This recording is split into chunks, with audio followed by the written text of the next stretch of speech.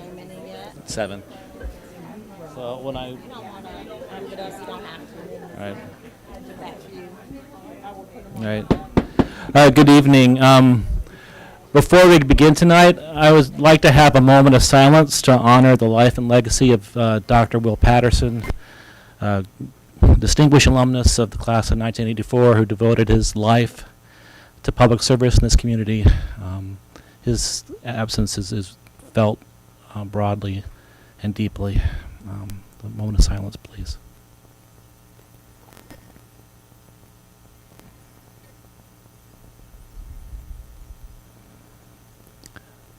Thank you. With that, I'd like to call tonight's business meeting to order. Roll call, please. Member Stanton? Yes. Member Langendorf here. Member Baxley? Here. Member Jones? Here. Vice President Exum? Here. President Pulowski? Here. Are there any additions, corrections, or modifications to tonight's agenda? Hearing none. I'd like to start off with the really important action item and swear in our new Subdistrict 2 board member. So, you can stand up. So, I say your name. I, Jennifer Hickson, Do solemnly swear do solemnly swear that I will faithfully discharge the duties that I will faithfully discharge the duties of the office of member of the Board of Education of Urbana School District Number 116 of the office of member of the Board of Education of Urbana School District Number 116 in accordance with the Constitution of the United States, in accordance with the Constitution of the United States, the Constitution of the State of Illinois, the Constitution of the State of Illinois, and the laws of the State of Illinois to the best of my ability. and the laws of the State of Illinois to the best of my ability. I further swear that I further swear that I shall respect taxpayer interests I shall respect taxpayer interests by serving as a faithful protector of the school district's assets. by serving as a faithful protector of the school district's assets. I shall encourage and respect the free expression of opinion I shall encourage and respect the free expression of opinion by my fellow board members and others who seek a hearing before the board, by my fellow board members and others who seek a hearing before the board, while respecting the privacy of students and employees. while respecting the privacy of students and employees. I shall recognize that a board member has no legal authority I shall recognize that a board member has no legal authority as an individual and that decisions can be made only by a majority vote. as an individual and that decisions can be made only by a majority vote at a Public board meeting. public board meeting. Sorry.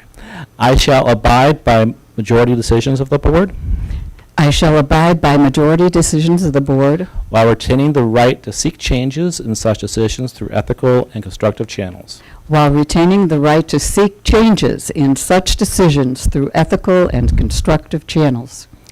As part of the Board of Education, As part of the Board of Education, I shall accept the responsibility for my role in the equitable and quality education I shall accept the responsibility for my role in the equitable and quality education of every student in the Of school district. of every student in the school district. As part of the Board of Education, As part of the Board of Education, oh, I'm sorry, I repeated that. I shall foster with the board extensive participation I shall foster with the board extensive participation of the community, of the community, formulate goals, formulate goals, define outcomes, define outcomes, and set the course for Urbana School District Number 116. and set the course for Urbana School District 116.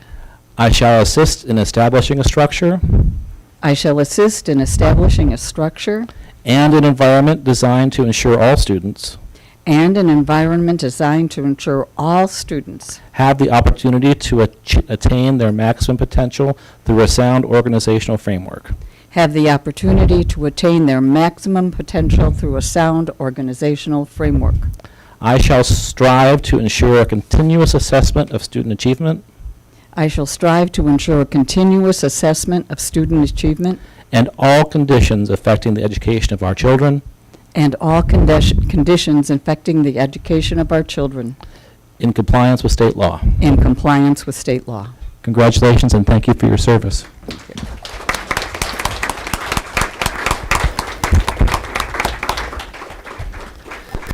Next up is our student organization presentation from the Habitat Club.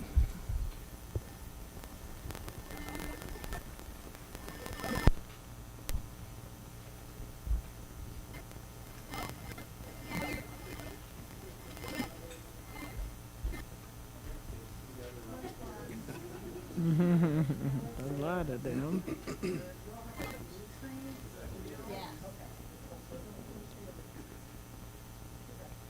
Wow, that's a big organization. That is so awesome. Mhm.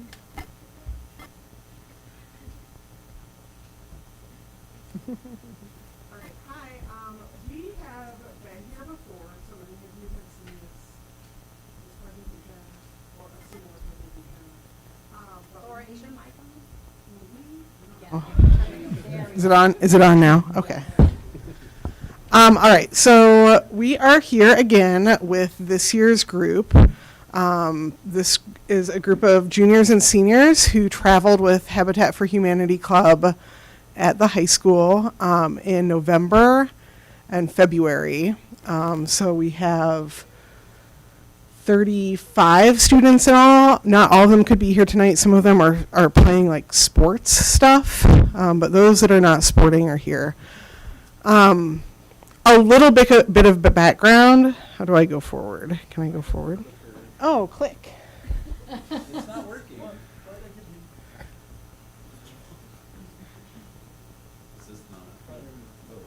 Okay.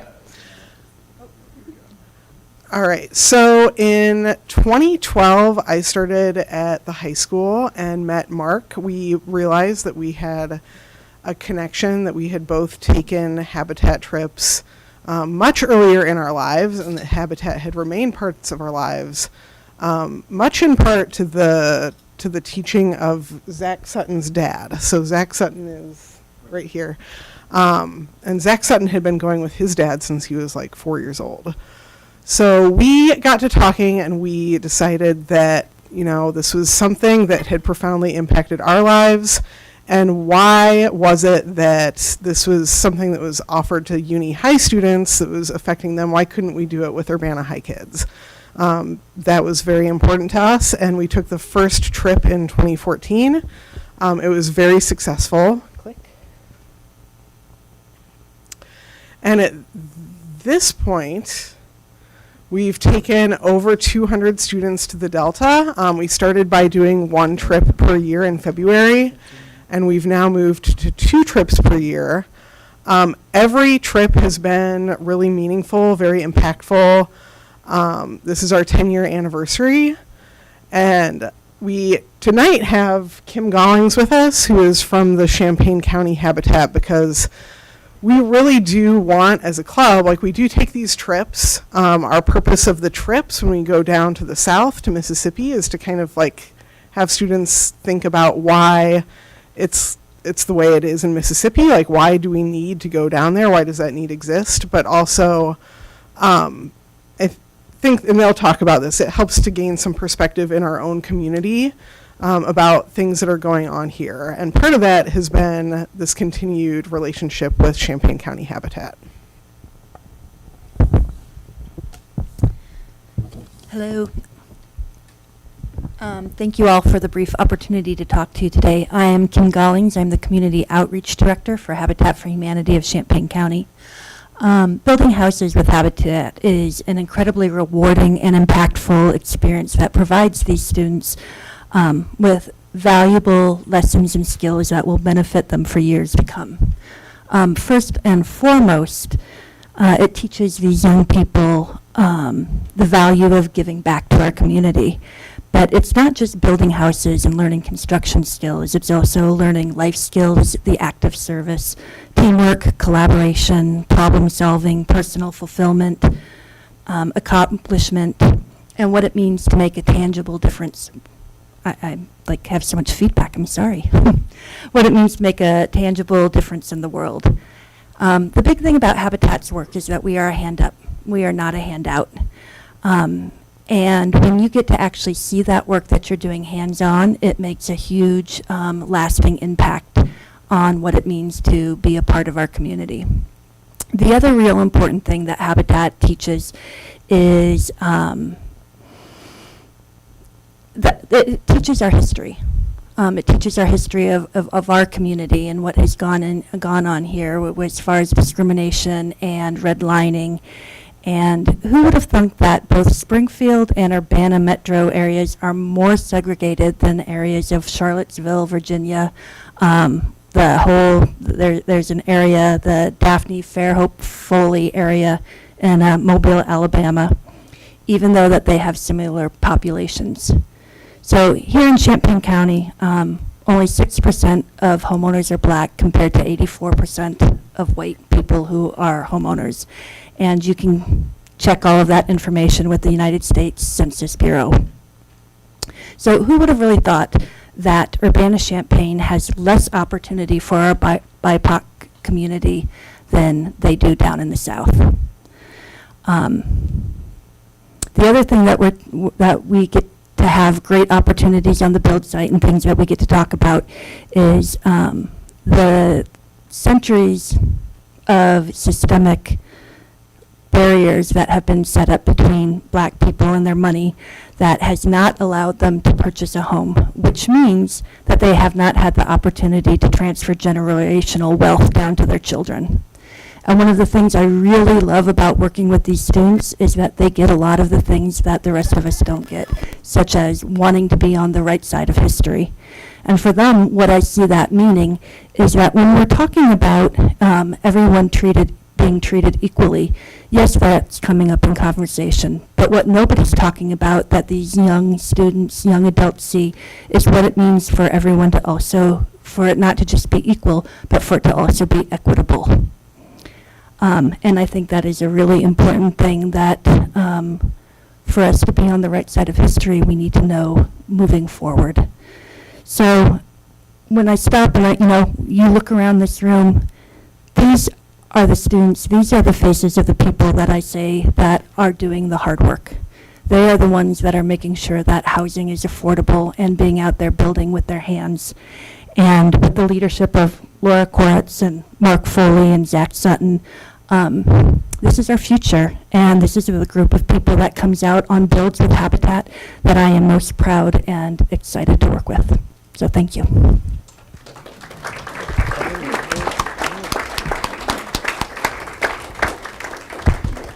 Okay, so now these kids have given up their lunch today. They came and practiced this.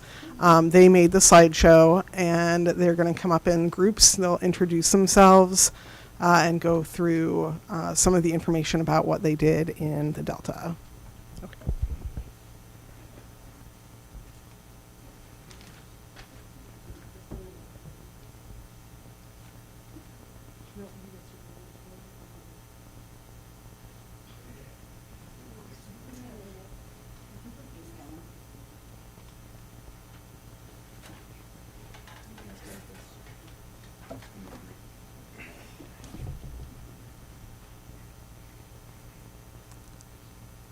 Hello. My name is Kristen Rawani. I'm a senior, and this is my, I went on 2 trips, last year in February and this year in February. Hi, I'm Lillian Hall. I'm a junior, and I've gone on 2 trips, and in this past November and this February. So basically, like Ms. Golling said, there's a lot of issues that happens in like the southern part of America. There's a lot of socio-economic barriers that people have to face there, and we just kind of go down there to try to relieve it as much as we can. If you look at the map, Mississippi is highlighted as the darkest state. They have like the highest rate of poverty, the highest rate of unemployment, and the highest like crime rate.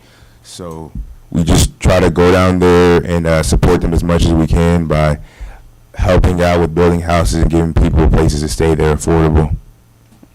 And a big issue that we at Habitat like to address is that all of these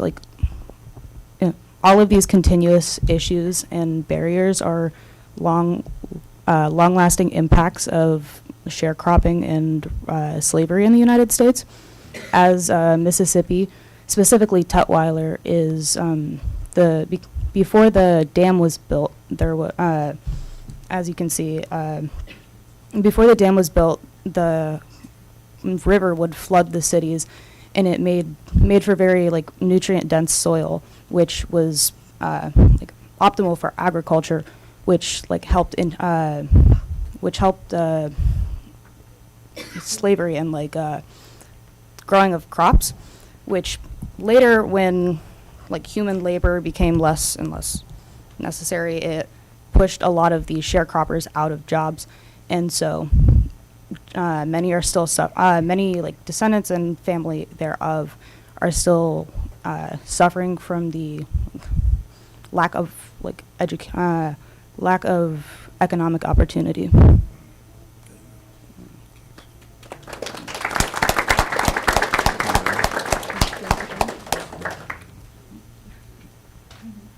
Thank you.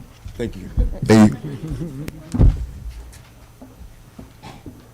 Okay, this is me again very briefly. Now that you know where we go, we thought it was also important for you to know how we make this happen. It does cost money for us to travel to the Delta. We take 4 7-passenger vans that we rent from Enterprise, and everybody gets in a van. And we stay at a tiny dorm there in Tutwiler, which is right on the grounds of where they're building these Habitat homes. And since we began the program, have really wanted any student to be able to attend and to participate regardless of their financial situation. So we don't receive any funding directly from the district. What we've always done that has always worked out is that we divide up how much it costs per student. We let families know, and we just say, please contribute what you can as a donation.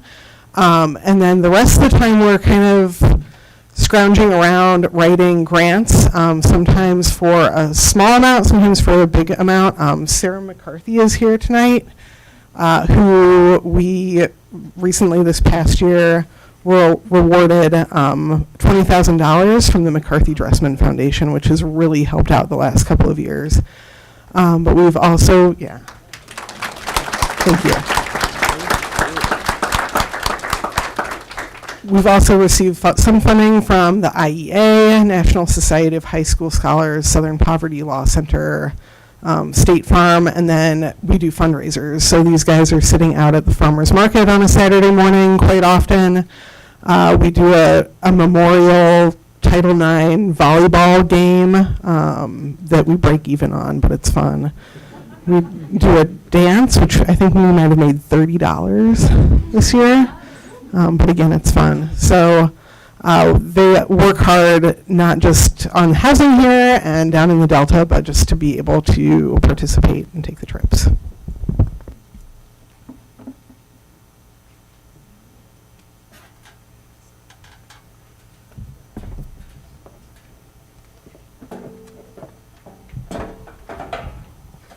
Hello, my name is Anna. I'm a senior and I've been on 2 Habitat trips so far, I guess total, because I'm graduating, but yes. Hi, I'm Cassie Wayful. I've been on 1 trip. I'm a senior. Hi, I'm Luna Morales, and I've been on 2 trips, and I'm also a senior. So obviously the central of everything we do in Mississippi is build houses, and that's, is it not on? Oh, sorry. Thanks, Cassie. Obviously the central of everything we do in Mississippi is build, and that's exactly what the trip is built around, and there's a big emphasis on that in the preparation and throughout the whole week. So Habitat has built 49 houses in Tutwiler, and we're starting to work on the 50th now. That's actually going to be the last house in Tutwiler that's being built or replaced with a Habitat house because they ran out of land. So now lots of substandard housing that existed in Tutwiler is being replaced with housing that's affordable and safe to live in. I went on the first trip February of last year, and we worked on house number 48. And November of this year, we were able to see that house finished, and something called a house blessing took place, which we were able to go to, which is basically when the community gets together and the family is officially given the house, and it's really the transition from it becoming a house to a home to this new family. And it was extremely moving and extremely powerful to be able to see this house that I had put work in be given to this family, where this young boy would grow up and be raised in it, and hopefully it would be passed down to his kids, and they would have a basis from which they could economically be stable. So that's just one of the impacts of the work that we do. Oh, sorry. Thank you. I went on the November trip, and we worked on insulation. We put insulation in the whole house. It was just bare walls before we were there, and then we worked on drywalling. Drywalling is a lot harder than it looks, but it was fun, and you had to learn to work together because those ceiling pieces are heavy, and you don't want anybody to get crushed. But it was very satisfying when you would measure out where the vent needs to go, and then you'd push it up, and it fit perfectly.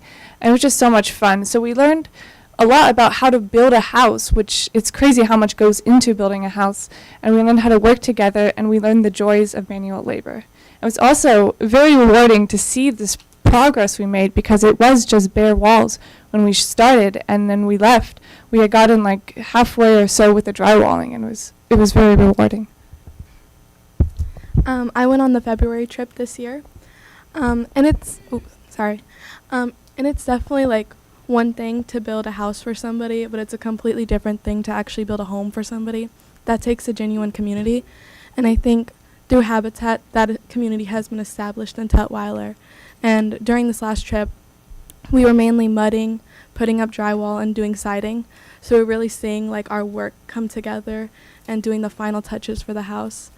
But yes, this has been a very rewarding experience for all of us, and we hope that this can happen again for more students, and even maybe around the country.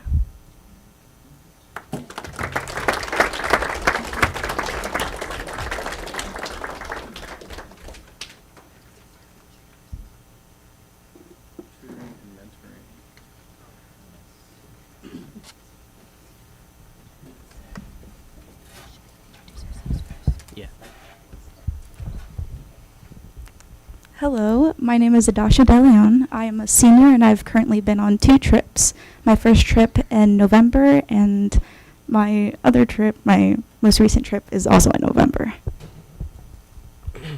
Hello, I'm Quali Johnson. I'm a senior at Urbana High School, and I've been on 2 trips so far, one in November of 2023 and one in February of 24. Hi, my name is Eve Foley. I am a senior, and I've been on 2 trips, including the November 2022 or 2023. No, 2022, and then February 2024. First, I'll be talking about the Spring Initiative, which was co-founded by a previous Urbana High School alumni. So in spring, we were able to communicate and see the children that lived in Tutwiler, as well as other places in Mississippi. There we were able to see the forms of community and the ways people were able to form connections. I met this really kind boy named Mario. He asked me to help him with his math. He was quite a delight, I will say. He was amazing at math once he got the hang of it. You could really see the way these children were passionate about learning and forming connections with each other, and as well as the bright minds they were forming with the help of their mentors and the people who would help them out through Spring Initiative. I want to note in particular why tutoring and mentoring specifically was meaningful to me.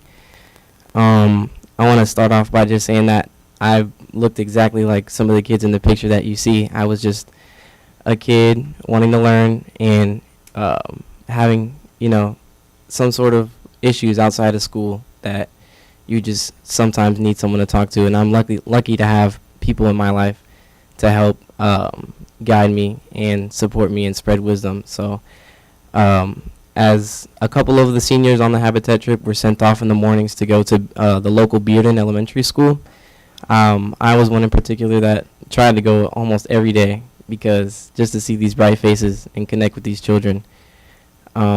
It's meaningful to me because now that I've experienced and know that this, like, just sharing knowledge and spreading wisdom and being there for children who might be in need is really meaningful. So I'm really glad to have experienced that and to connect with a child in particular by the name of Carl Johnson. Let's go, Carl Johnson. Okay, I'm sorry. But no, Carl Johnson is a really bright kid, and he was struggling with some issues outside of school that he wasn't really comfortable talking with his teachers at school. But by forming a connection with him, tutoring, playing outside, and things like that, he was able to open up to me, and I was able to share some of my wisdom and knowledge with him, which I'm very grateful for. And also, I've never actually been like very fond of tutoring and mentoring, but like connecting with the children and helping them learn has opened something in me, and I've grown fond of educating, and it's given me a sense of what I want to do with my future. So I'm very grateful for the opportunity in general. Thank you. Hi, I was also able to go to the Bearden Elementary School this past February trip, and Quali and I were both in second grade classrooms, so I can verify that Carl is amazing. I was in a different second grade classroom, and I also kind of got to see how challenging school could be for some of these students, if not basically every single student in the classroom. In the classroom I was in, there was a lot of silent crying and fights or threats of fights, and these were second graders, and it was a very chaotic experience, and it was very overwhelming the first day I was there. But even though it felt a bit overwhelming and it was a decently different environment, I still felt very moved and like I wanted to go back, and so I went back again and had really formed strong connections that by the time I came back the second day, all the kids were yelling Miss Eve and talking to me and doing my hair and trying to play soccer with me. And I basically have a bunch of best friends who are second graders in Mississippi. And it was really amazing. And I also had a very impactful experience where I feel like it's given me guidance on kind of what I want to do with my future, because these kids are only at the beginning of their lives and I'm kind of towards the end of my education, and being in a whole different education system and environment and then kind of comparing it when I come back here has had a really big impact on me, and kind of on my morals and identity and just figuring out who I am. I know for everyone that's gone on this trip, it has been extremely different, like coming back after going down there, and we all become different people for the better. Thanks to second graders and everyone down there.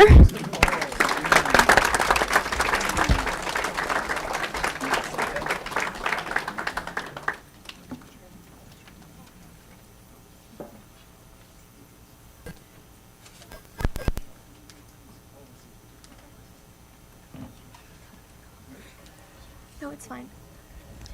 My name is Kyla Juday. I went on the November trip this year, and like everybody has said, it's a very fulfilling experience and very rewarding, and yes, being able to see the walls go up, being able to put in the drywall, be able to physically see the progress you're making, but it makes it 10 times more fulfilling when you then get to meet the people who are benefiting from your work, and get to meet the kids in the house next door and just see the lives that you're impacting, even if it's in such a small way for just a week of work. Like, it really makes the difference of the experience. And at the end of the week, there's a potluck with the community and our chaperones / teachers, and all of the students that came, and it's really just an experience of reflection and gratitude by the end of the week, because you've had all of these really intense emotional experiences just being in a very different environment. And, you know, I was really grateful to have had that experience, and the community is grateful to receive the help, and we're grateful for our teachers, and I think gratitude in general is just such a healthy thing that any student can learn and bring back with them. And it's all relative, and it's really important to know what you have. Anything to add? Yeah, I'm Nora. I'm a senior. I've been on 2 trips, and I think one of the most eye-opening moments on, I think it was my first trip, which was February of 2023, was when I was working on, I think I was mudding, and I was mudding inside of what was going to be one of the children's bedrooms, and a son, he came in and he started talking to me, and I could just see the joy on his face, and he was asking me questions, and he was really exciting. And I saw it in his face that as he was watching these walls literally be put up, this was something that he had never experienced before. And then, so that really opened my eyes. And then coming home and realizing how important it is to have a house that you can call home and a place that you can feel comfortable in and feel safe, that's one of the most important things. So that really opened my eyes, and it actually made me realize that I wanted to pursue social work. So that was one of the most important things that I remember from either trip. And going on this trip, you come home with a whole new family, not just closer with your peers and with the adults on the trip, but also having made new connections in the South. And Lorenzo and JD are 2 of the people that help work on the site, and everyone just loves them so much. And one of the pictures on the slides features a birthday cake on the day of the potluck. It was Lorenzo's birthday, and he's been working with Habitat since Urbana started taking trips down there, and so he really is a part of the family, and it was so great to meet him and to celebrate him and all of the work that he's put in as well. So you really do just build amazing connections.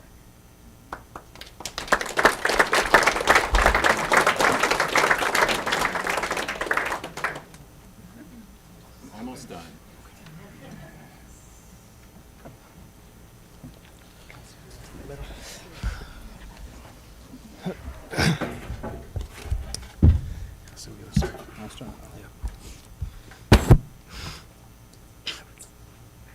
Okay. My name's Qasim Sumbul. I'm a senior. I've only been on 1 trip last November. One of the best experiences while on the trip was seeing Beale Street. The street is a big tourist attraction, and it's kind of amazing. It's filled to the brim with music, food, and souvenir shops. You can't take a step without experiencing something new or hearing or seeing something new. I really enjoyed the street because I got the opportunity to talk to some of the workers and owners of the shops. And when I told them about us, a bunch of them already knew about us. I remember one of the shop's workers saying they're still doing these trips, which I found kind of funny. Yeah. Even though I am not from Urbana originally, I have had an opportunity to travel, experiencing history and culture with my friends on the school trip, creating memories I will never forget.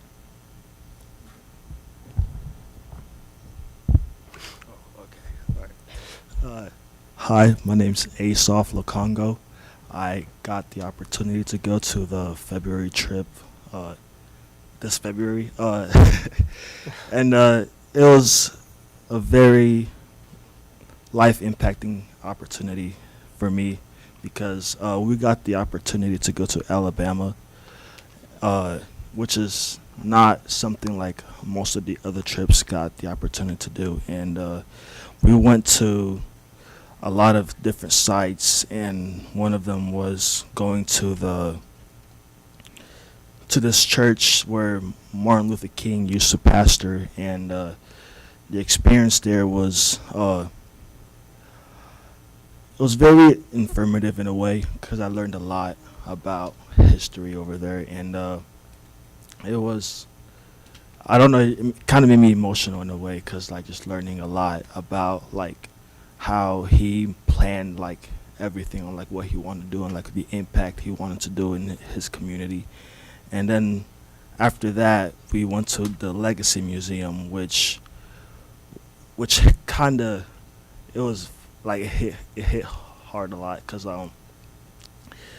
we went to the museum and we saw how like everything started, basically, like how like the oppression started, and like it really gets you thinking on why like Mississippi is the way it is, and like how it goes back years and years. And after going there and like having that moment and like coming back with more clarity, when we got back to the dorms, it really motivated me to work even harder, to at least like get further ahead in like to the house, and just to make more of an impact, I guess. And when I got home, it really like gave me a sense of gratitude for what I have, and not a lot of people in Mississippi get to have that. Next slide.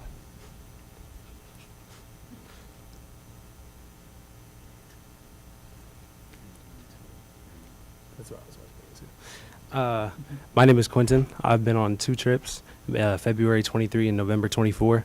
A lot of the places that we got to go, like the monument in February of 23, we got to see the monument of the Lane Massacre in Helena, Arkansas. And then another big one we went to was the National Civil Rights Museum in Memphis. And you could just tell that the way everybody observed the museum was really with just their heart open. And everybody was just so open to just seeing and accepting the past and knowing that we need to move on to a better future. And then one of the most impactful sites was probably the general store and the river site where they found Emmett Hill's body.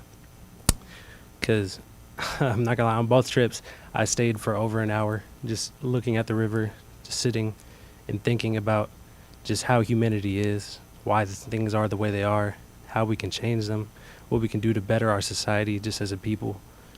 And then even to the courthouse, you can see the picture in the middle of the slide.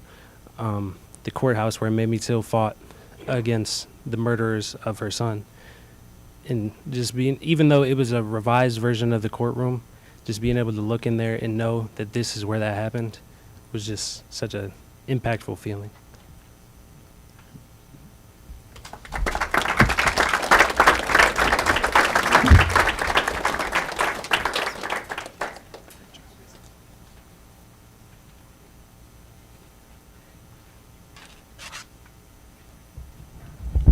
I'm back. So,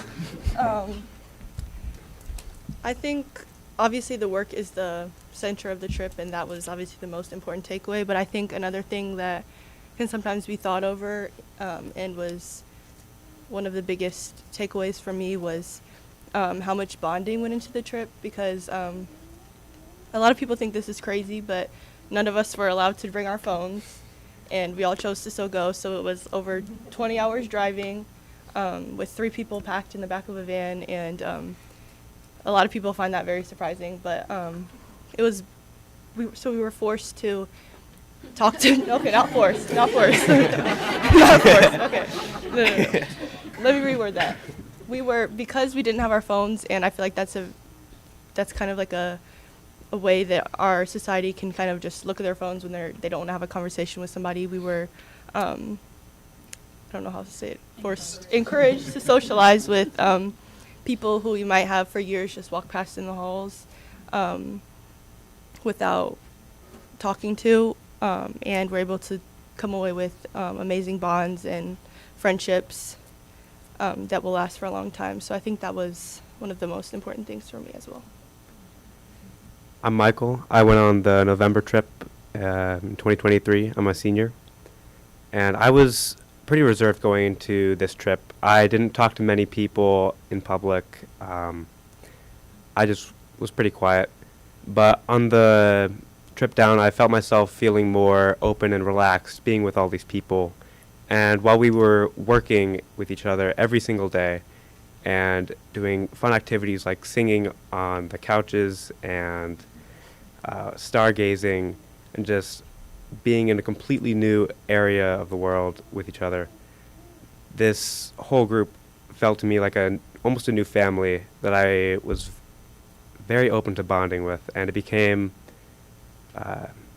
after we got back, it became a very great source of socialization for me. And like Nora said, we couldn't have our phones on this trip, so our options were either work, sleep, talk to people, or be bored. So if it was a pretty easy decision to make, I was just talking to people a lot more out of, well, no other option really. And yeah, that was one of the most impactful parts of this trip for me. I made a lot of bonds that I otherwise never would have made. I talked to people that I never would have considered talking to before this, and it was very, very altering for me socially, and I really appreciated it. We created a lot of close bonds as a group and individually, especially with people in that community like JD and Lorenzo, and like Quale mentioned, the kids that were at the schools. They were a wonder to work with, and I really enjoyed getting to know a few of them. And yeah, it was an amazing opportunity to bond.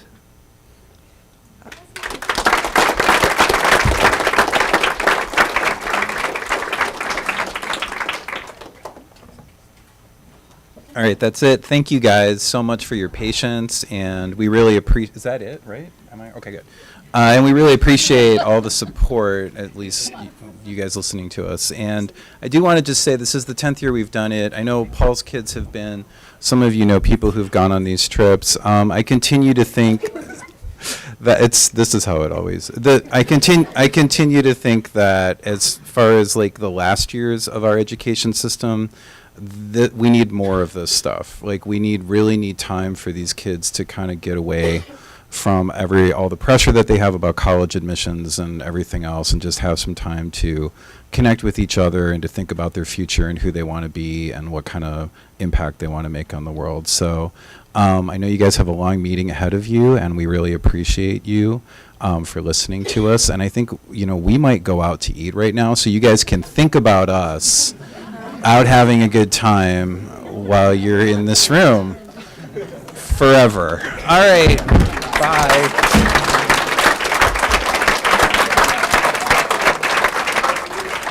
And we do have gifts for you guys. So all the kids wrote reflection letters that they. Oh wait.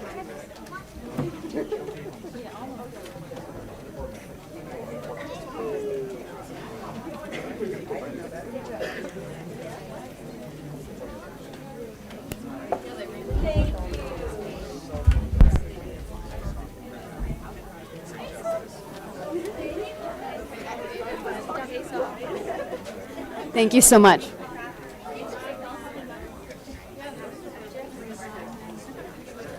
Thank you so much for your presentation, guys.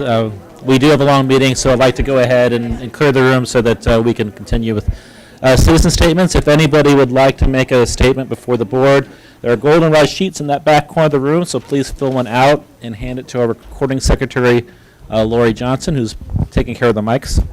First up tonight is a statement from Julie Duvall.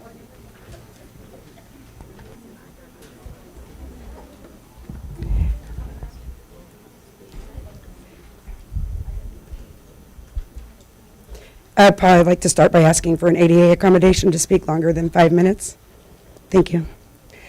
I originally came here tonight because tonight the board has a tough decision of picking the redistricting and picking a dual language school.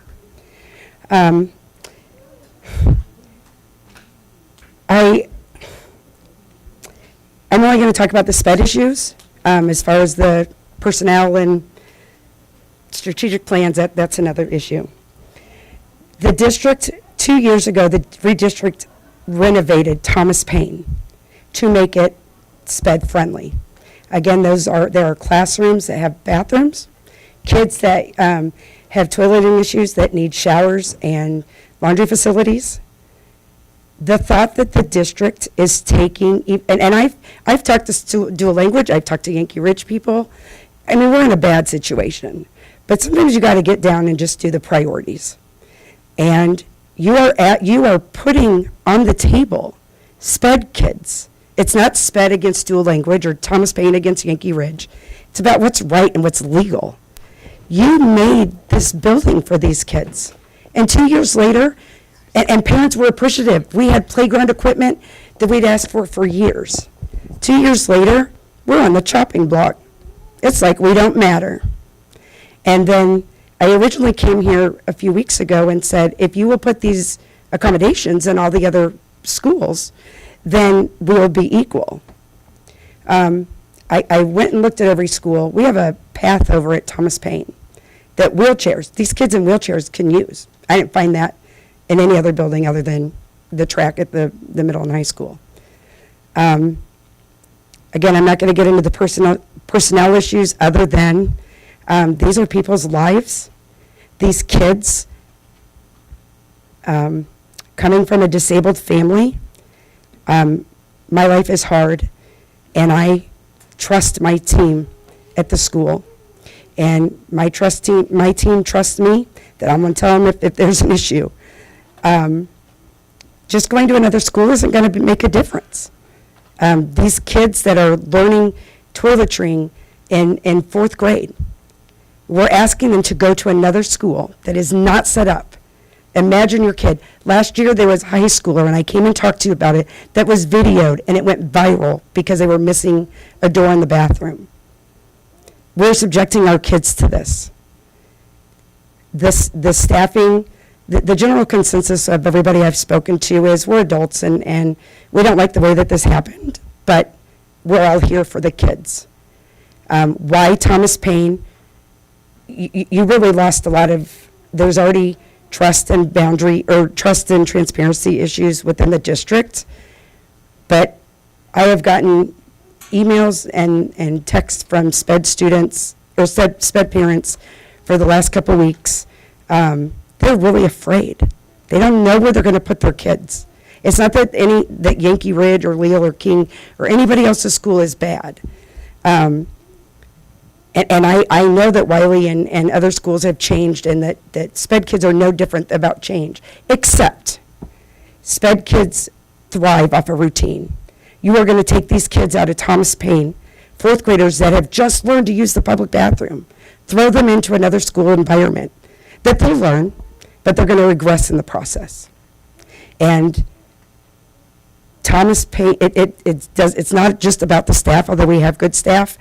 At one of the redistricting meetings, I asked Dr. Avery Tatum, what will you do with there are 5 cross-cat rooms. And I said, what are you going to do with them? And she said, we're going to keep them together. Perfect answer.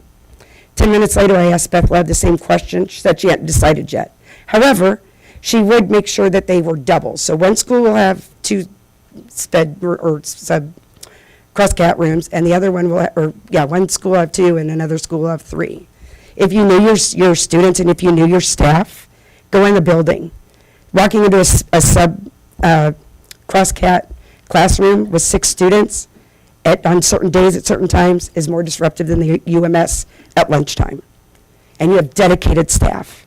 And you're about to take their bathrooms and some of their resources from you. And bathrooms might not seem like a big deal, but we're closing down schools because of money. So the board needs to be really careful when they're talking about, we'll put these services somewhere else, that it's confusing. Why did you close everything? We closed the school because of money, but now you have money to put bathrooms in all these other schools. The Yankee Ridge family, I've spoken to them.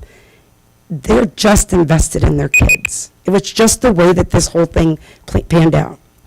So Donna Oaks Novak once told me years ago, the right road isn't always the easy road. And I'm asking the board to think about all of your students. Do not dismiss Thomas Paine or any SPED student in this district. You have a facility here. You have a facility now. You have so many fires in this district that quite honestly some of you created yourself. And you're going to take our taxpayer monies to put in bathrooms and things somewhere else. On a side note, I came here to try to bring everybody together, and something came to my attention that is just infuriating me, and I cannot walk away without saying something. Last week, a video went viral.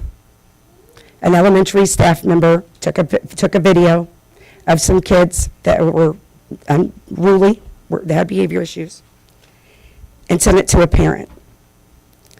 It went viral, went online. I spent last Tuesday with an admin and other faculty in the district trying to get this off the internet. So as much as I advocate and I gripe and I get on your nerves, I am also here for our students. So I was able to get it down all but one site. I find out today that teacher was fired from that school. I knew that, I take that back, I knew that last week. Found out today that teacher works in another district or another building in this district. That is a huge problem. The SPED community in this, here in Champaign, is imploding faster than you realize. There's a lot of things on social media, there's a lot of things in the press. We are in real trouble. And the fact that you have a staff member who took a video, and for those that don't know about your confidentiality policy, here's how the law works. When you take first of all, we as parents have to sign a confidentiality that you can take our picture for the yearbook or whatever, social media. This staff member took a video, it was about a minute and a half, maybe, no longer. And somehow it got on the internet. By law, the district, when they were aware, should have notified every parent student was in that video. Tomorrow, I happen to be busy on my day job, but on Thursday I will be contacting the parents. I knew a lot of those kids in the team, and I will be contacting those parents to find out, was the law followed through? You have an obligation, Paul.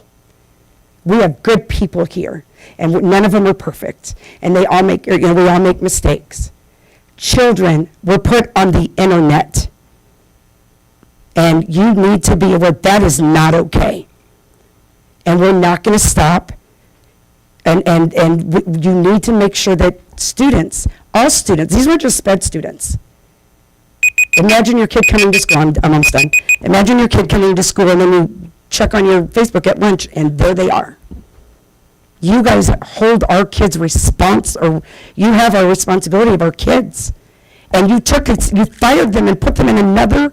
Champaign is imploding for exactly the same reason. I know you guys see me on social media. I know you see me on the news. The same things are happening here. The difference is, up until about 30 minutes ago when I found out this information, the difference between Champaign and Urbana, we have good people here. I can call Dr. J anytime. I can email her anytime. They are open. All admins are open to talk to. In Champaign, they close the door. They do not talk. The board does not talk to you at the meetings, does not answer emails. There's a lot of friction over there.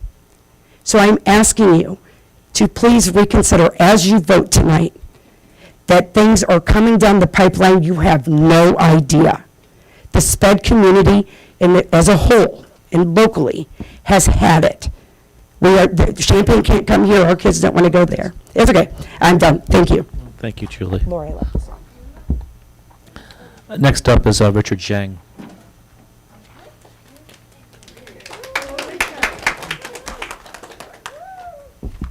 Hi, my name is Richard Zhang. I'm in 4th grade at Yankee Ridge. Most of my classmates and I don't like the idea of changing schools.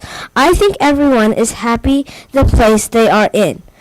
First, if we relocated in another school, I believe each classroom would have too many students.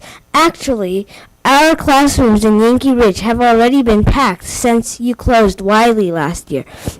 Every student deserves sufficient space. Every teacher will face extra challenges to teach more students in the class. Second, as a 4th grade scholar, if Wiley will be a 6th grade center, I will be in 4 different schools in 4 consecutive years. All the 4th graders don't like this plan. All the 4th graders' families don't like this plan either. Third, it is unfair for all the non-dual language teachers in Yankee Ridge. This plan will force them to apply for a new job within a short period of time. They love Yankee Ridge and we love them too. Don't separate us. Fourth, my home is really close to Yankee Ridge. We really enjoy walking to school with my mom. I love this neighborhood school since most of my friends walk to school too. We can study together in school and hang out after school. For me, Yankee Ridge is a big family. Don't separate my friends and me. In addition, I don't want to take the school bus. It wastes time and isn't convenient. Overall, this redistrict proposal doesn't have a strategical plan. Our families and students don't deserve to take a risk due to your irrational idea. Please take our suggestions into consideration. It is our school. Our opinions matter.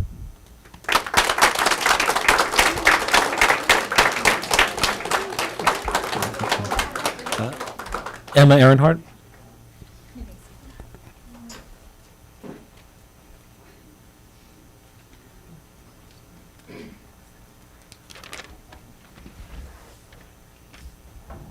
I'm going to start really quickly that my daughter goes to school with Richard, and she's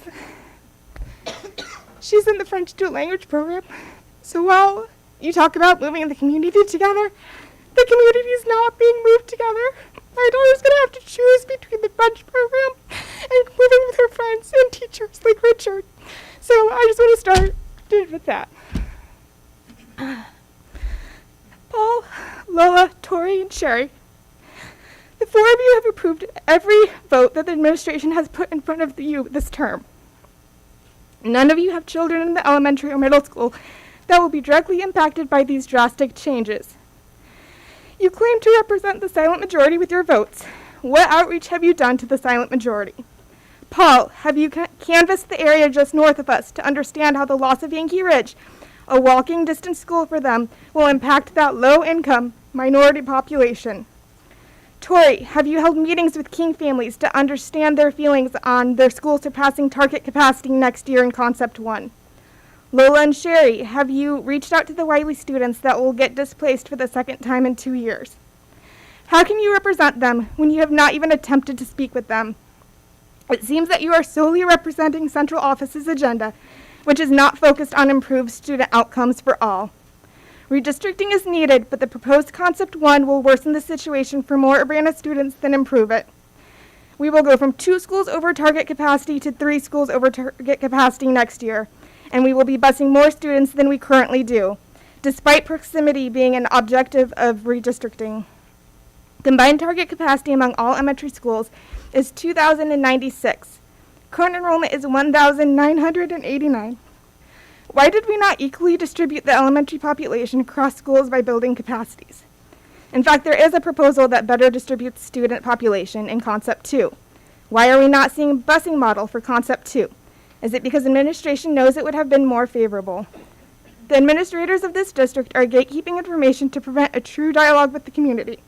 I've heard that Katie will be presenting why busing information is only being presented for Concept 1 tonight, but why is this piece of information not being shared prior to the close of public comments? Is it because the district does not want to give the community an opportunity to provide a counterpoint before the vote? The Familia Familia or Spanish BPAC in their December 19th, 2023 presentation to the board requested, quote, dual language programs should not become a tool to further segregate student by ethnicity, race, income, end quote. Administrators have dismissed concerns about a segregated school because of the 50-50 Spanish-English native speaker enrollment. However, that's not the true makeup of the dual language program due to various reasons, none least because English speakers leave the district or program but are not able to join past kindergarten for Spanish and first grade for French.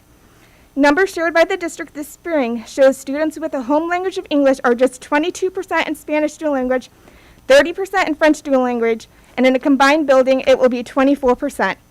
From the 50% far from the 50% administration has touted.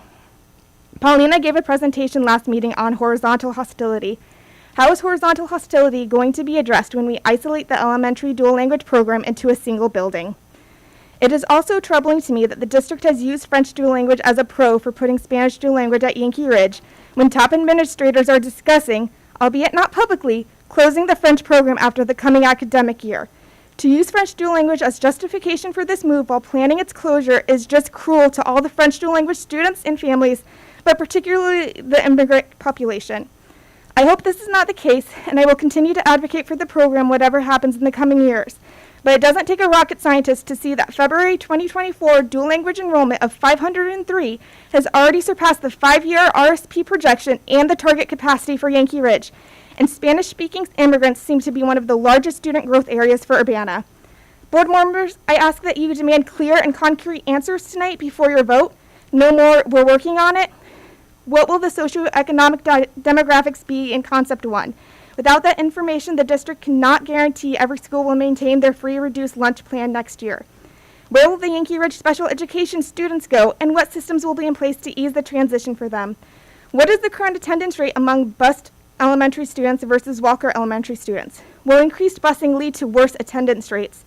What will happen to French when the Spanish continues to outgrow Yankee Ridge? Is it legal to close Yankee Ridge when we have targeted funding due to its comprehensive designation? Simply put, I want accountability from the administrators when these changes cause further harm to the students they are so disconnected from. And the best way to get accountability is to create a strategic plan before these changes are implemented.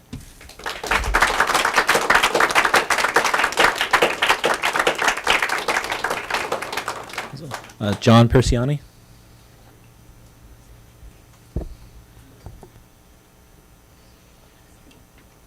Hi, thank you very much for this opportunity to speak. I'm a community member. Two of my kids went to Yankee Ridge, and now one is at UMS. I would like to add my voice to that of all those who have been asking you to put the plan to redistrict and make all the sweeping changes that you're planning to make on hold until a solution that has the support of the community, or at least the majority of the community, is found. I'm an immigrant. I was not born here, neither were my spouse and my children. I live in a multilingual household, and teaching non-U.S. languages and cultures is in fact my job at the University of Illinois. Now, my children did not participate in the DL program because my family's languages are not currently offered. But if they had been, and someone had told me that, hey, we're going to create a DL-only school by taking that school from its current students, their families, their neighborhood communities, to give it to you and your children, then I would have said, well, that is a bad idea. I would have regarded that as an unfair policy because it puts the needs of one group above the needs of another. A dual language education is wonderful.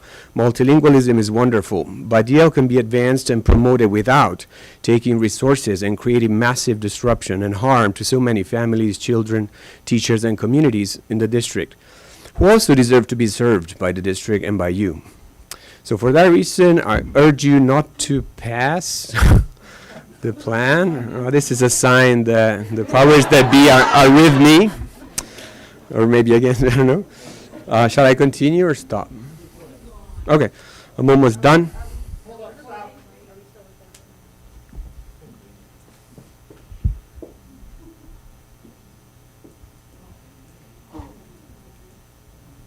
Yeah, it sounds like. I'm guessing we lost half power in half the building. Please go ahead. I guess we're still streaming. Okay, thank you. So for that reason, I urge you not to pass the plan of making all these sweeping changes all at the same time.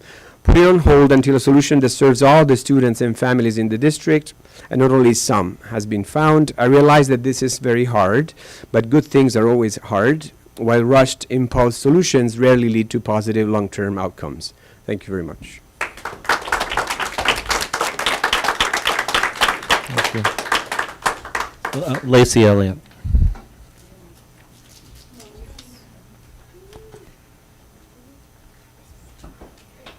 Feels very apocalyptic. Okay. Is that the microphone? Okay. All right. Good evening, board members. Tonight I am expecting you to vote to make Yankee Ridge the dual language school. That's what I'm expecting. Still without a strategic plan. And I do think this is very irresponsible of you as board members for these 3 reasons. Number 1, we have not defined what success will look like for our dual language school. Dual language has been proven over and over and over again to be long-term the best way to educate our emergent bilingual population. But because we are teaching in the native language first, it takes 5 to 7 years for test scores to reflect how beneficial this is for kids. And that's all of elementary school. So if we're basing the success of the school just on test scores, the school's never going to look successful. And so I'm very worried about the future of this dual language program without defining success before we disrupt all these kids and start the school. I'm worried that in a couple of years we'll just abandon this and move on to something else after causing so much kerfluffle. Emma already mentioned this, but there were 503 students in the dual language program between Spanish and French per Mr. Schroeder's FOIA in February. I'm going to pause here just to say the fact that we had to FOIA attendance numbers during a redistricting process, which by law must be an open process, is concerning to me and I think should be to you as board members. So we've got a problem no matter which happens, which way it goes. If a lot of the families at Leo pull out and decide to stay in their neighborhood school, or same with DPW families and don't join the dual language school, then we're going to have crowded elementary schools where the dual language used to be. Or if everybody comes and our population continues to grow, then we're going to be crowded immediately and endanger the French having space as well. And I think this is the worst thing I'm going to say here, is that we, the people of Urbana, we're expecting to be lied to. This has happened multiple times recently, with Wiley closing because of asbestos, when it turned out to be financial, with Wiley kids being moved again, even though they were told they wouldn't, with the redistricting committee promise that never happened. What we have here is a group of people at Yankee Ridge, and I would include all of the dual language families in this too, that you are asking to do a really hard thing, to give up our school, our communities, our sense of safety and security, our child care plans, the things that we need as parents just to make our lives happen. You're asking us to give that up without a plan in place to know that this is going to be successful and it's going to be worth it. Because what we see is just holes in a non-existent plan, and we see failing schools, and we don't see the benefit to all this change. So what we need is a written down strategic plan with details.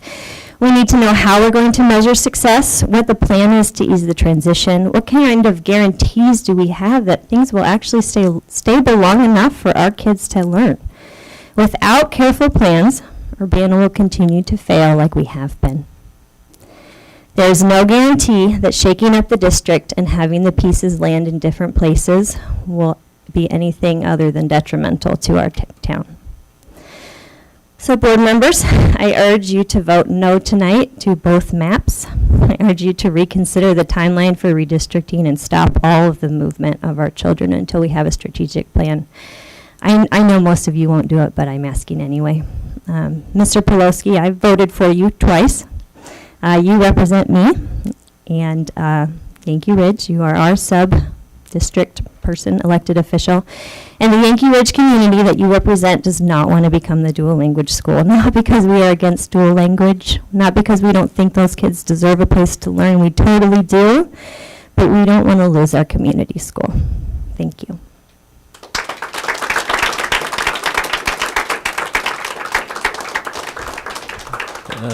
So a quick power update. Apparently a squirrel ran into one of our transformers and blew it up. Ameren's been notified, so we'll soldier on. Next up is Colin Rude.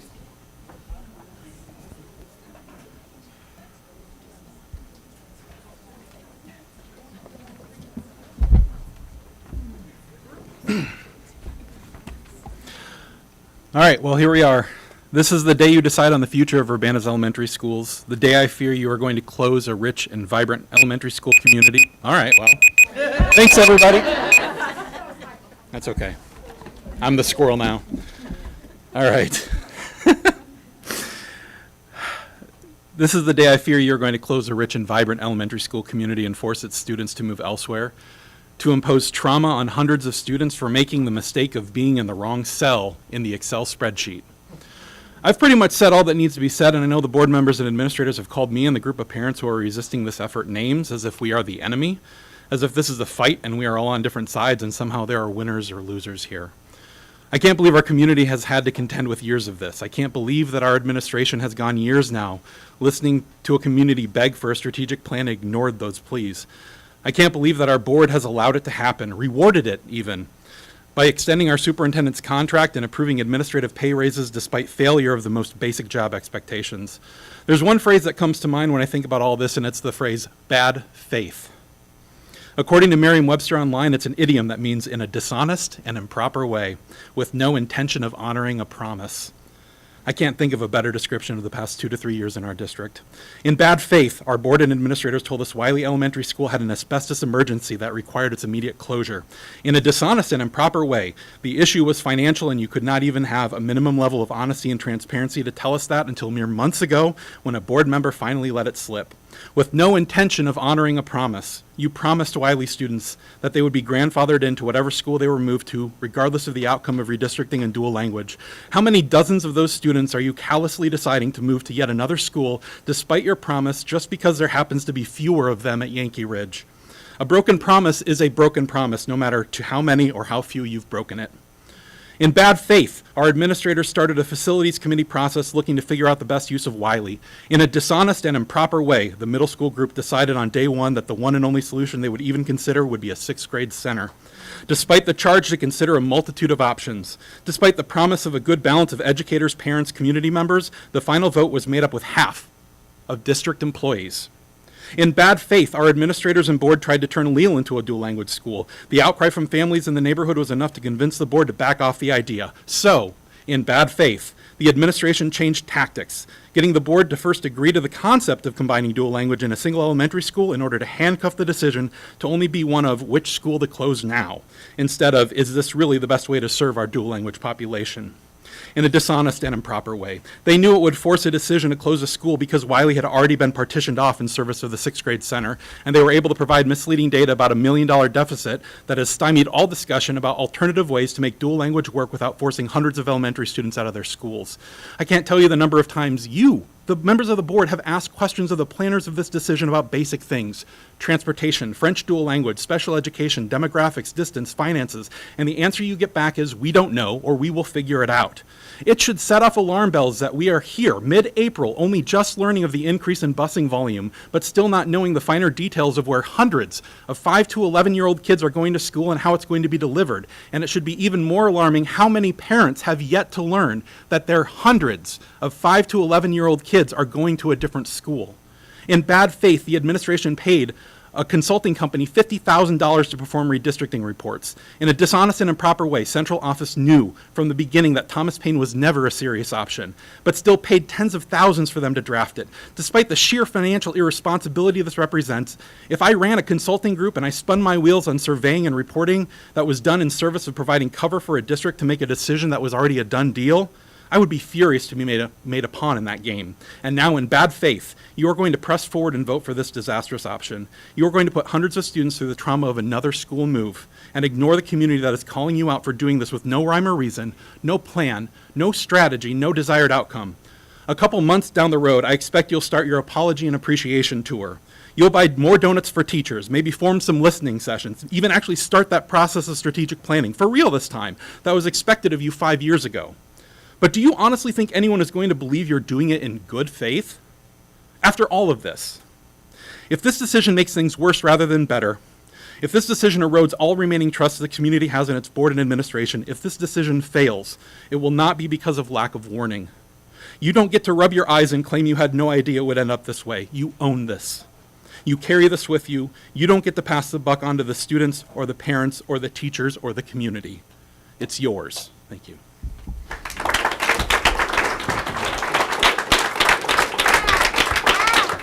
Thank you, Colin. Next up is Tara Hawkins and the Yankee Ridge staff.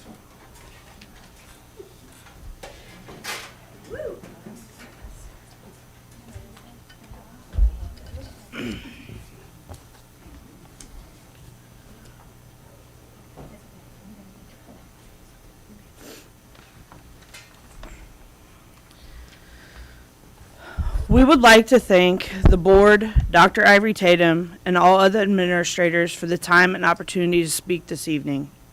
We are here to stand up, stand strong, and stand together. We would like to make our last and final statement as a Yankee Ridge staff. There is unclear and limited communication throughout our school district. Teachers are not heard. Students are not heard. Families are not heard. We have asked for transparency. We have asked for time. We have asked you to listen. This is our last possible opportunity and final plea to pause everything. With a vote to pause tonight, it will allow time to collaborate and rebuild fractured relationships between the board, central office, and all the stakeholders. We have the privilege to teach alongside colleagues from differing backgrounds and would be fortunate to work with anyone from any of the amazing schools in this district. Yankee Ridge staff wants to reiterate that we are a part of the entire Urbana family. We want to see the success of the dual language program and are so proud that Urbana values bilingualism and has taken major steps to protect and promote it with a dual language school. We just don't believe that closing an existing school is the best way to accomplish this goal. Throughout this entire experience, teachers and staff feel that our district does not work collaboratively with us to make decisions. Our professional opinions, feelings, and experiences do not matter. We want to work with our board, our administration, and our families to do what is best for our community. However, the current options have not given us adequate time and space to work together to make the best decision for our students, families, and colleagues. After all, these are our stakeholders. They are Urbana, and Urbana truly is better together.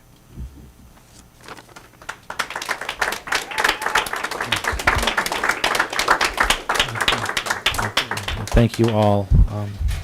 Lauren Karplus.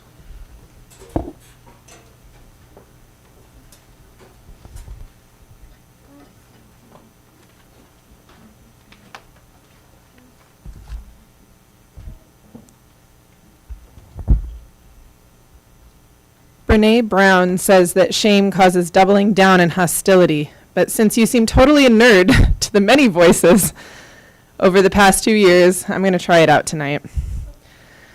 Central office administrators, senior administrators specifically, and board members, it costs you nothing to say sorry to the Wiley families. It costs you nothing to apologize before you vote tonight to move many of them for a second time in 2 years to worse performing elementary schools, all when they were promised to be grandfathered in with redistricting. Even if you were not on the board when Wiley was closed, with zero community engagement, zero. I canvassed my neighborhood. I live in a Wiley neighborhood. None of them heard from you, Tori. None of them. In 2 short weeks, under false pretenses, you made each subsequent decision that will impact many families. Wiley families were gaslit and strung along for months of uncertainty, all while the superintendent was having private conversations to many actors who have since come forward detailing what the plan was all along. None of you have kids that are impacted by closing either Wiley or Yankee Ridge. Almost none of central office senior leadership even deigns to live in this town. And none of them with young kids sends their children to their own neighborhood schools. With almost twice the central office personnel at astronomically higher pay than comparably sized low-income school districts, you say you cannot afford Wiley as the dual language school or a K-6 model, all while in the same year giving yourselves $418,000 in raises and wrapping it up with the well-deserved raises of hourly staff, so that it's very hard to parse out that about $250,000 of that, by my estimate, went to central office senior leadership raises last year. $250,000 in raises last year to central office leadership. I'm pretty sure lots of teachers and even more aides could come for the cost of one administrator. All this comes while you are bleeding experienced educators, many of whom have privately told me in the past 2 years that poor leadership is the reason they are leaving. Not better pay in Champaign, not that they want to leave teaching, but that the leadership at multiple school buildings, by the way, I've heard this from different elementary schools, different middle schools, high schools, I've heard it from almost every school in this district, that the leadership has made their work environment untenable and hostile. It costs you nothing to apologize for making experienced educators interview to maintain their jobs. That is a sign of every bad management that anybody who's ever had a boss has had. You have to interview for your own job to keep it? Really? Ultimately, you are going to close the second minority-majority elementary school in 2 years, adding more students to every classroom, and thereby inevitably worsening our already bottom-of-the-barrel performance in terms of state rankings. You might want to look up relevant school closure laws on that point. Seriously, it's pretty bad legally when you move low-income minoritized kids to worse-performing schools. And the Yankee Ridge neighborhood in the concept gets Leal as some kind of consolation prize for middle and upper class, mostly white segregation. By the way, I live in north central Urbana. My kids are biracial, and the kind of poverty we experience, not in our family, but in our community every day, is structural violence, of which this board and central office plays a role. You play a role in that when you close a successful school that my neighborhood was going to. I smell a consent decree, a la Champaign, in 10 years if this plan moves forward without really seeing what these demographics will be. We don't know what this plan's demographics will be because we haven't meaningfully surveyed families to see what they'll do after this plan is implemented. I leave you with a quote by Matthew Desmond for central office to consider. When the affluent and poor live disparate lives, any institution or program on which the poor rely becomes vulnerable. It's easy to support closing a public school that your kid doesn't attend.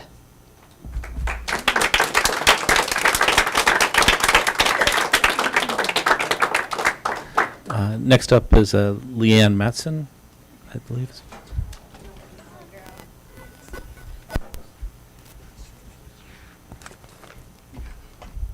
Hello, I'm Leanne Matson. I'm an Urbana grad, and I actually was lucky enough to be able to attend Wiley, but more importantly, I'm a current 5th grade teacher at Yankee Ridge. I was not planning on reading tonight, but one of my parents was here, and I actually had a student write a letter and would like me to read it to you all. Hi, my name is Ivy. I'm a 5th grader at Yankee Ridge, and I think our school shouldn't be shut down to be a full Spanish dual language school because, one, the Wiley students who just transferred to our school, they will have to move to another school all over again. 2, our school has a lot of fun activities and other schools have their own fun activities. So don't take away from us because if we go to another school, we'll have to get used to unfamiliar fun activities. So don't take away the fun from us. Some of us like coming to school to see our friends, teachers, and even some of the specialist teachers like art, music, PE, dance, and drama. Also, if our school does get shut down, think about the littler kids, kindergarten, 1st, 2nd, 3rd, 4th. If they have to switch to another school, that could ruin their education. All schools teach math, science, social studies, reading, and writing differently. I would also like to visit Yankee Ridge when I get to middle school, but if our school gets shut down, I cannot do that. I think that it is so unfair to us. We don't want our school to be shut down, especially the 5th graders, probably because we have so many fun, happy, and sad memories there at Yankee Ridge, so please don't shut down our school. We love it like it's a second home. I love my school, so please don't shut it down. I really enjoyed my experiences there, and I loved all my classrooms. Please don't change our school into a full Spanish dual language school. This is why we don't want our school to be changed.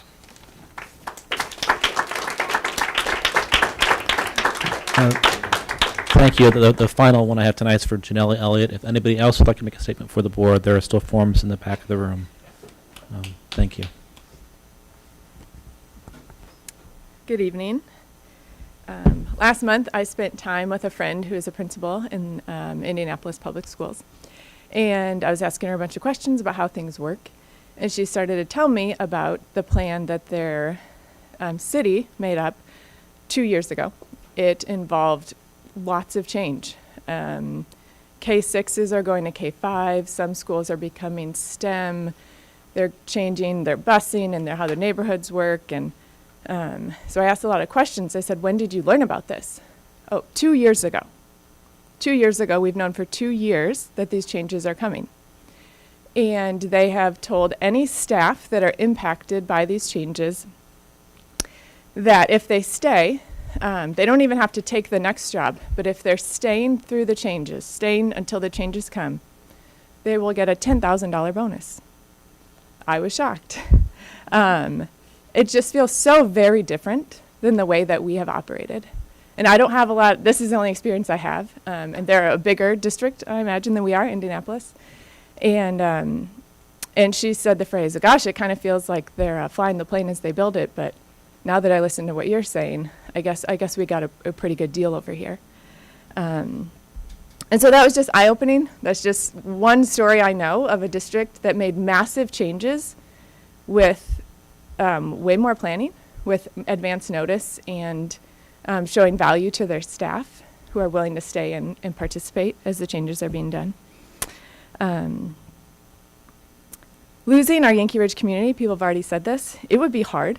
It would be hard even if you gave us a plan, a transparent plan with communication that took our input into account, because we love our school.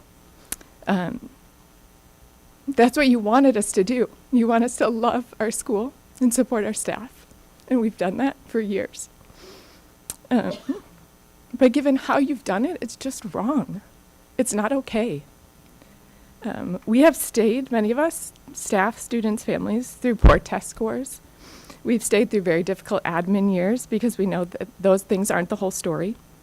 We've stayed despite the reputation, the way people talk about Urbana. We've stayed despite the higher taxes. We have given hundreds of hours and dollars to support our staff and students. We've come to board meetings. We've served on committees. We are not against change. We are incredibly for all our staff and students. We love Urbana. I've lived here for 17 years, my entire adult life. But it feels like you refuse to listen. You refuse to slow down. You refuse to collaborate with some of these brilliant people in our community. And I really can't understand it. I just continue to be disappointed. And I'm really sad for our staff who just stood before you, who have carried each other through some really hard years. And they've had to deal with unknowns for not only themselves, but all of their students. Their classes are filled with students who don't know where they're going next year because we haven't made a plan.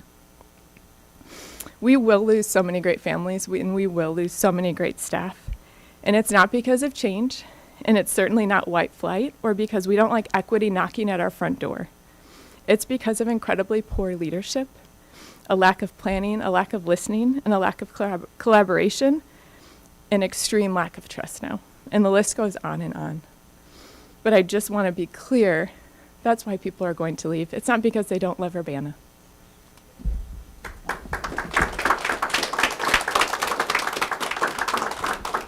Thank you, Janelle. Next up is Julia Hockenmeyer.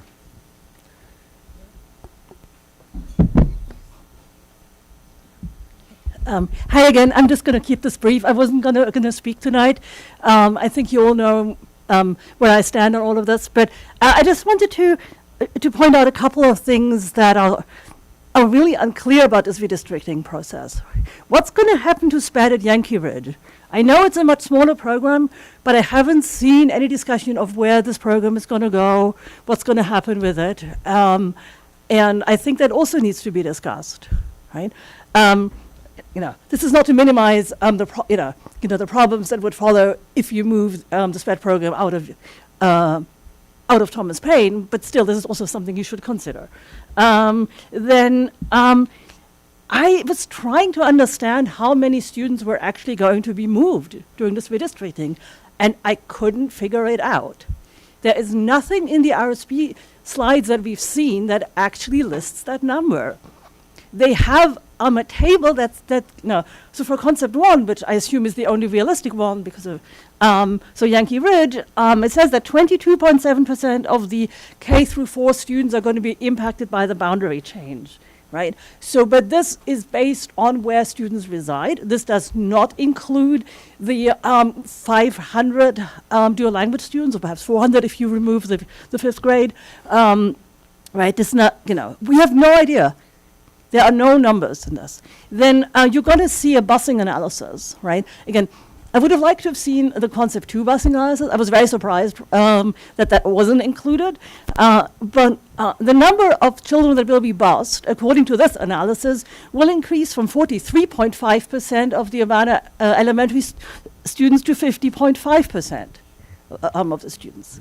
However, so there's also an interesting discrepancy between the numbers in that analysis and the number in the RSP reports. So the attendance numbers for 23-24, the current year, are very different between the numbers that RSP is working with and the numbers that First Student is working with. And more importantly, there's a huge discrepancy between the numbers given for next year for Thomas Paine. It's RSP says Thomas Paine is going to have 410 students. This busing analysis is based on the assumption that 343 students will go to Thomas Paine. That is 70 students, right, or 60 students. It's a lot of students that are potentially also need to be bused, right? We don't know that, right? Again, look at those numbers carefully before you make a decision. Thank you. Thank you, Julia. One last call for citizen statements. All right, hearing none. Oh, there's one more coming. Lindsay Marabu.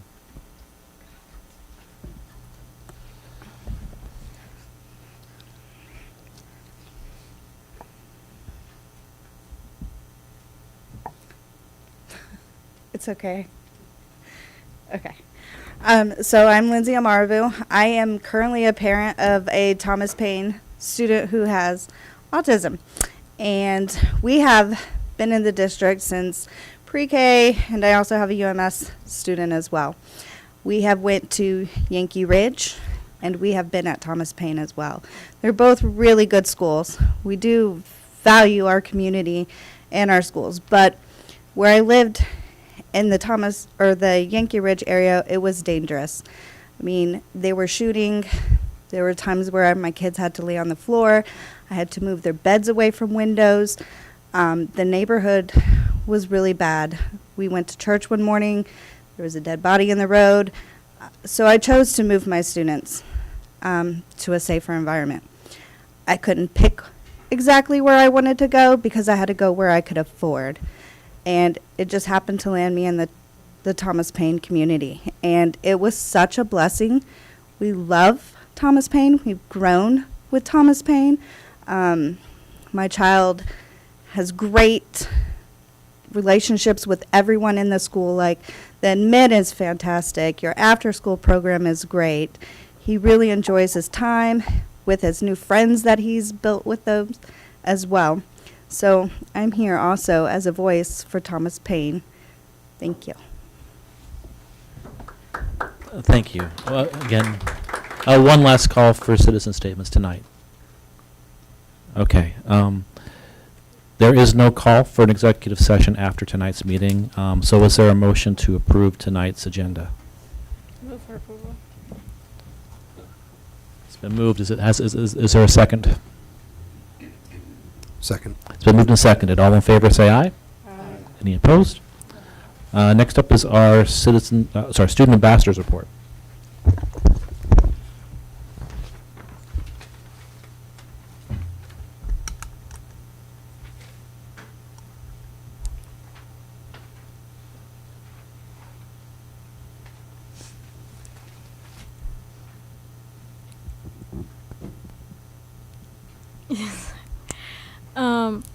This is a student ambassadors report from me and Dominica, but Dominica had to leave at 8, so she's not able to be here right now. Harmony Week is observed to promote inclusivity, respect, and a sense of belonging in our communities, businesses, and educational institutions. And Harmony Week is this week currently. It's a week that the student council is running, so they've been putting like uplifting music in the hallways, and they're trying to get speakers, and they're just trying to do more uplifting things at UHS.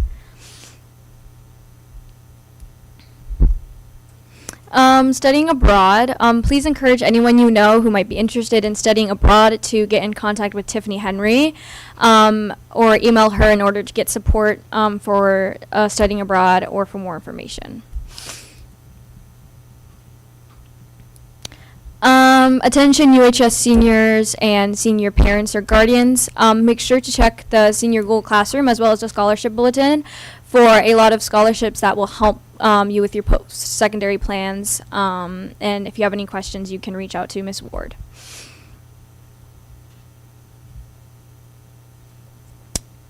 Oh my goodness. I don't know, this like format just put in these random transitions. IHSA journalism. Congrats to the Echo and Rosemary journalism team. They performed at the IHSA journalism sectional, and 5 students qualified for state and placed at the top of their categories. Adopt Urbana, the UHS spring cleanup. It is tomorrow. Oh wait, was that today? Tomorrow. Okay. Tomorrow from 2:30 p.m. to 4 p.m. on Wednesday at UHS at door 1 just off Iowa Street. This is to unify the community and to help clean up the earth so we can have a better school environment. We only have one earth and one UHS, so we hope that we can have all hands on deck. And the mayor is supposed to be coming. Earth Day is on Monday, and it will help all of us so much if you could please join us.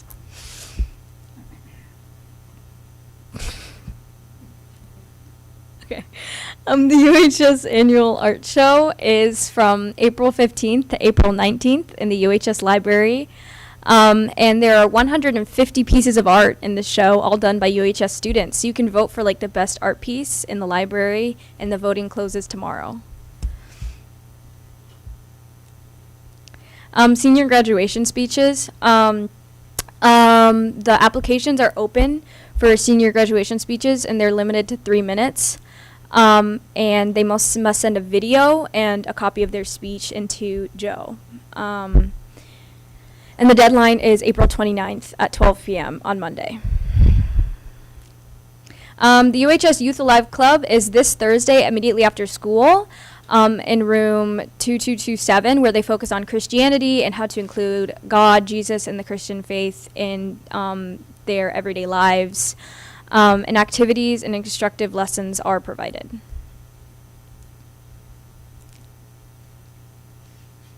Okay, the UHS Choir Plant Sale. The UHS Choir is having a plant sale at Country Arbors. I'm dyslexic, I don't know. Here's how to buy plants to support the choir. You can order online until May 8th. You can grab your order May 10th and 11th on Mother's Day weekend, and then to place your order, reach out to Ms. Park or visit the link below. Urbana Jazz Cafe. Come enjoy a musical evening at the yearly USD 116 Jazz Cafe, taking place in the UHS Commons this Friday, April 19th at 7 p.m. Experience live music showcasing UMS Jazz Band, UHS Jazz Combo, and the UHS Jazz Band featuring genres such as rock, punk, funk, pop, blues, and swing. And then it's $5 per person and $12 per family. The 100th band anniversary. So the band is holding their 100th anniversary on Saturday, the 20th, at 7 p.m. in the middle school and the high school for the alumni band concert reception. More than 100 UHS band alumni from 8 states and 8 decades will come together to commemorate this occasion. Save the date for an Urbana High School blood drive, Wednesday, May 1st at 8 a.m. to 1 p.m. in the wrestling room at UHS. Next week, either over lunch or in room 2217 with Ms. Stefano, you can sign up to donate. You will receive a voucher as a donor that can be used for gift cards from Amazon, Walmart, Lowe's, and more. Points from Impact Life Bounds rewards can be redeemed for the brand new tie-dye shirt or a Best Friends Animal Society donation. 16-year-olds require a form with parental consent, and a donor needs to have a picture ID. Before we close, I would like to mention one more thing. I took the student ambassador's position of USD 116 to be a voice for students who are silent or who don't have the privilege to come to BOA meetings. Therefore, from what I have learned from all or most of the board meetings about redistricting and all the student, teacher, and parent input so far, I urge the board to postpone their votes for redistricting.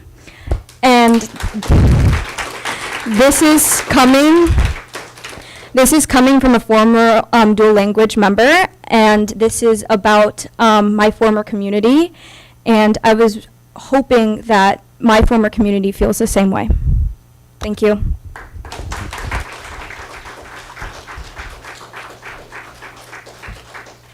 Thank you, Paulina. We have two administrative reports tonight. The first up is the First Planning Solutions Transportation Routing Study. I would like to invite Chris and Dawn and Shawnee up to the front if they'd like to, just in case there's questions. We also have our consultants on Zoom joining us to help present the information. The transportation routing study was initiated in March after there were quite a few questions from community members about how transportation would be affected by the changes with redistricting. At the time when I first engaged First Planning Solutions on the scope and timeline, they were the ones that said that they would only have time to prepare one analysis for us of one concept based on what we were looking to learn before the vote on April 16th. So that's why we only proved concept one. It sounded like from the meetings, the public input meetings in February, that was the scenario that we would pick just for this routing study, but ultimately it's a proof of concept with very simplified assumptions. That's why the numbers that you might see in this study, we're using current student data and then applying the redistricting maps, but we didn't up people's grade levels, we didn't change anybody's addresses. That's the work that RSP did for us. So this was supposed to be kind of a great insight, and it actually is some really positive news because with the combination of the dual language school and the efficiencies found with redistricting, we actually now will be able to accommodate native English speaking students as part of our transportation program, which previously we could not. So that's part of the reason for the increase in the numbers that you'll see when the consultants present the information. So with that, I'd like to invite Colton and Ronald over into the presentation to present the information from the routing study. Thank you, Katie. Let's see. I'm seeing a different presentation.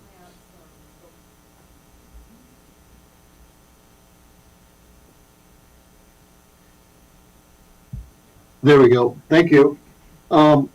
Okay, so first of all, my name is Ronald Riff.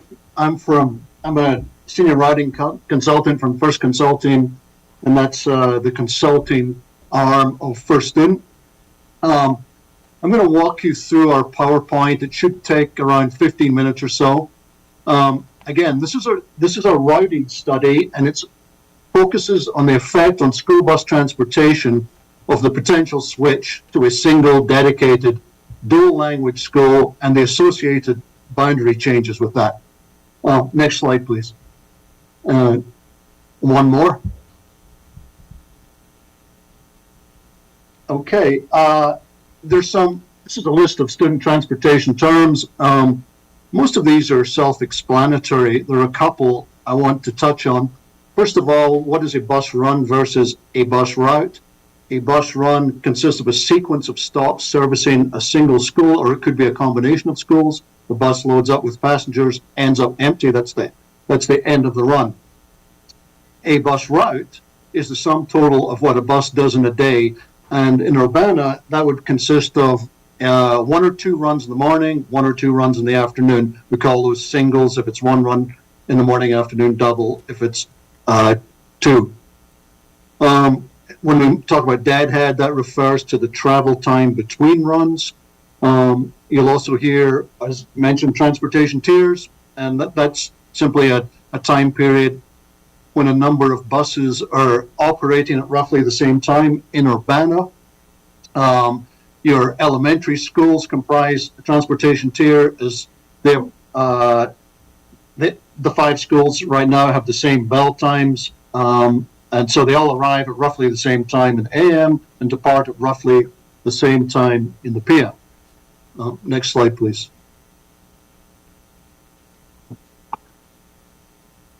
Okay. Just a little bit about the background. I mean, this has already been touched on. So we're looking at a 2-pronged initiative. One part is designating a dedicated district-wide dual language elementary school. And the second part is, in order to do that, you're adjusting the attendance boundaries. And when you adjust the attendance boundaries, you may also have to adjust walk boundaries to fit this initiative. Okay, and of course, this will have an effect on school bus transportation, and that's where we come in. A couple of related factors. Right now, there are 200 overflow students transported cross-boundary to elementary schools. In addition, you have 3 schools with dual language programs, and they also have cross-boundary transportation. And King Elementary has an ESL program also with some riders transported cross-boundary. And as has been mentioned before, native English-speaking dual language students are currently not transported, but they would be in the potential scenarios we're outlining here. Okay, so as was mentioned before, the district developed 2 redistricting concepts based on student demographics, and we modeled concept 1. Concept 1 is where Yankee Ridge is the dual language school, and we looked at 2 routing scenarios. Scenario A is all elementary students are transported on individual single school bus runs directly to their elementary. This is simpler preferred scenario. But just to take a look at another one, we also modeled scenario B, in which in this scenario, dual language students are transported where possible with other students in their home boundary on double school runs. And in order to do that, you'd have to adjust the bell time for Yankee Ridge. It would have to shift 15 minutes later in this scenario. Next slide, please. Okay. Just a quick rundown of our methodology. So we used a copy of the current school year Edgelog data. Edgelog is the routing system in use at Urbana. And in that, we drew the concept 1 attendance boundaries, and we modified the walk boundaries. So that was we drew the boundaries for the 4 neighborhood elementaries in concept 1, and we adjusted walk boundaries for all 5. Okay. We then apply these boundaries to the current elementary student population. That's their current grades, current locations, to get their new school assignments and calculate transportation eligibility. I would also like to point out that this is the most current data we were able to use in Edgelog. Couple of points. We would expect a similar number of students in school year 24-25. And if this scenario was implemented, I'd estimate about 70 or 80% of these elementary students would still be elementary students next year. We then assign students to their closest stop. In some cases, it required some new stops. We created 2 new sets of runs and routes. and we compiled the metrics for each so that we can compare those to current routing. And there's a key assumption that we did this with general ed students. Right now there's 8 special needs routes. We assume that that number of vehicles for the purposes of this study remains the same. Next slide, please. Okay, and skipping to the executive summary, for school year 23-24, right now you're running 33 total routes, right? And that's comprised of 25 general ed, 8 special needs. In terms of general ed elementary riders, that's 866. There are some other special needs riders. Okay, for scenario A, we came up with, again, with 33 total routes, 25, same combination, 25 general ed, 8 special needs, but this time it's 1,004 elementary riders. So there's approximately 138 extra, primarily due to the addition of the native English-speaking dual language students. And of course, in this scenario, ridership per route would increase. Scenario B, we had to add 1 extra bus, and that was an extra general ed, same number of kids.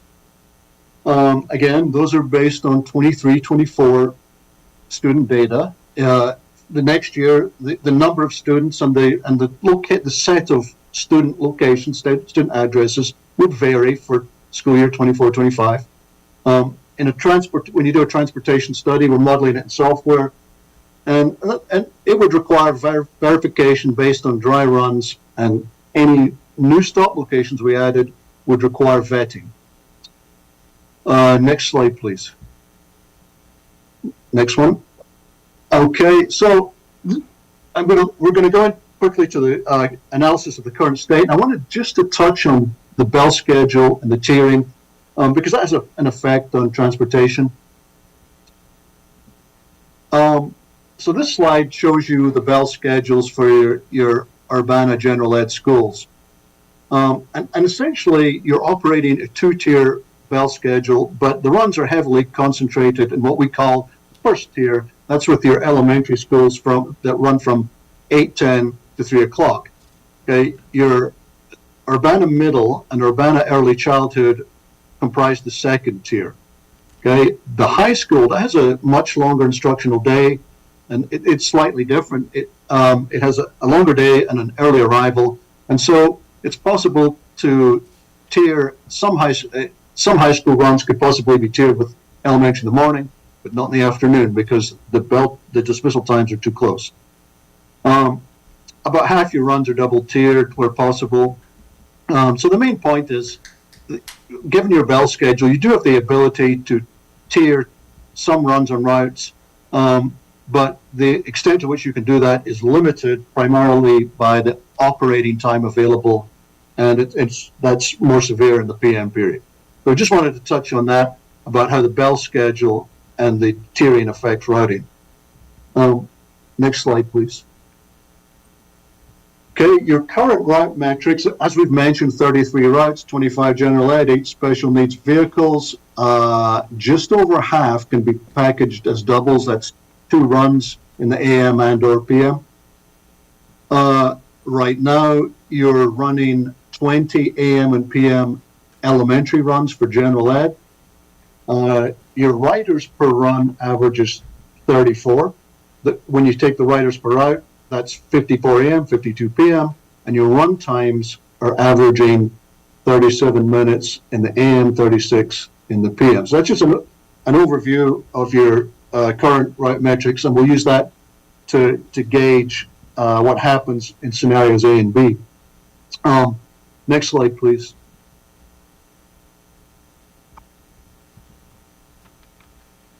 Okay, student metrics. So for the purposes of transportation, and again, this is just dealing with general ed students right here, these numbers.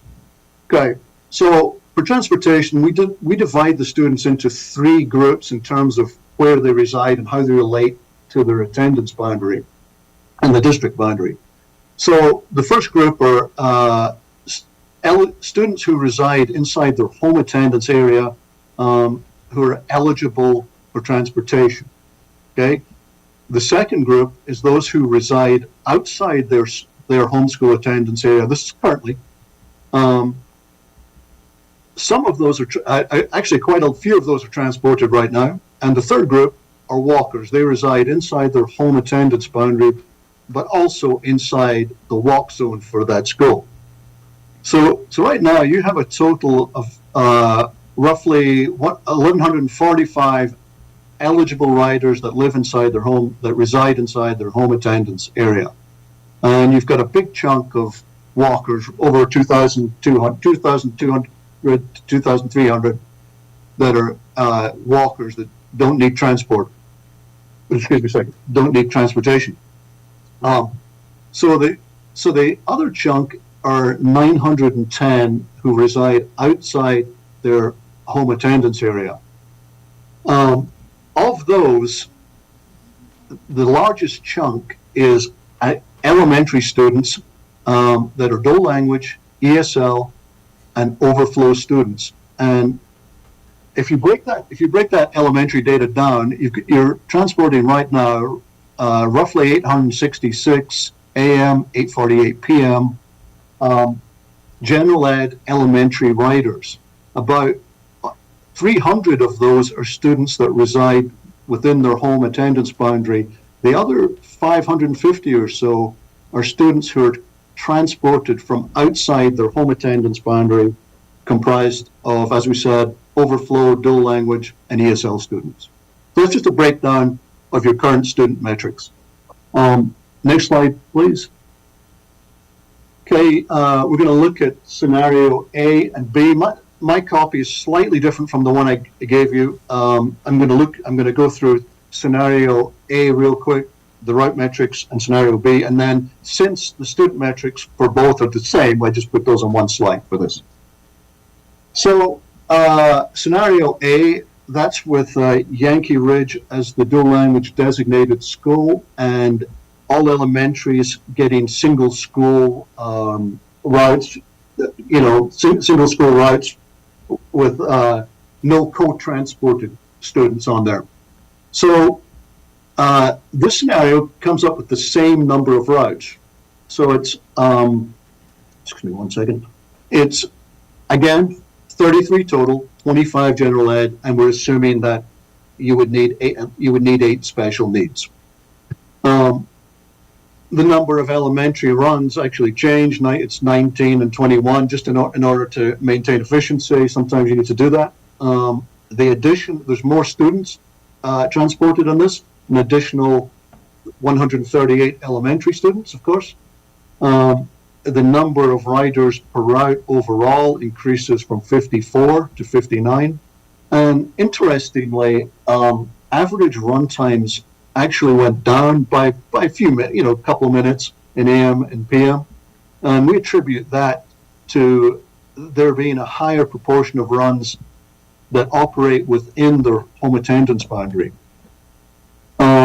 Again, it's when a route study, route seed verification based on dry runs and 24, 25 student data, so on. Next slide, please.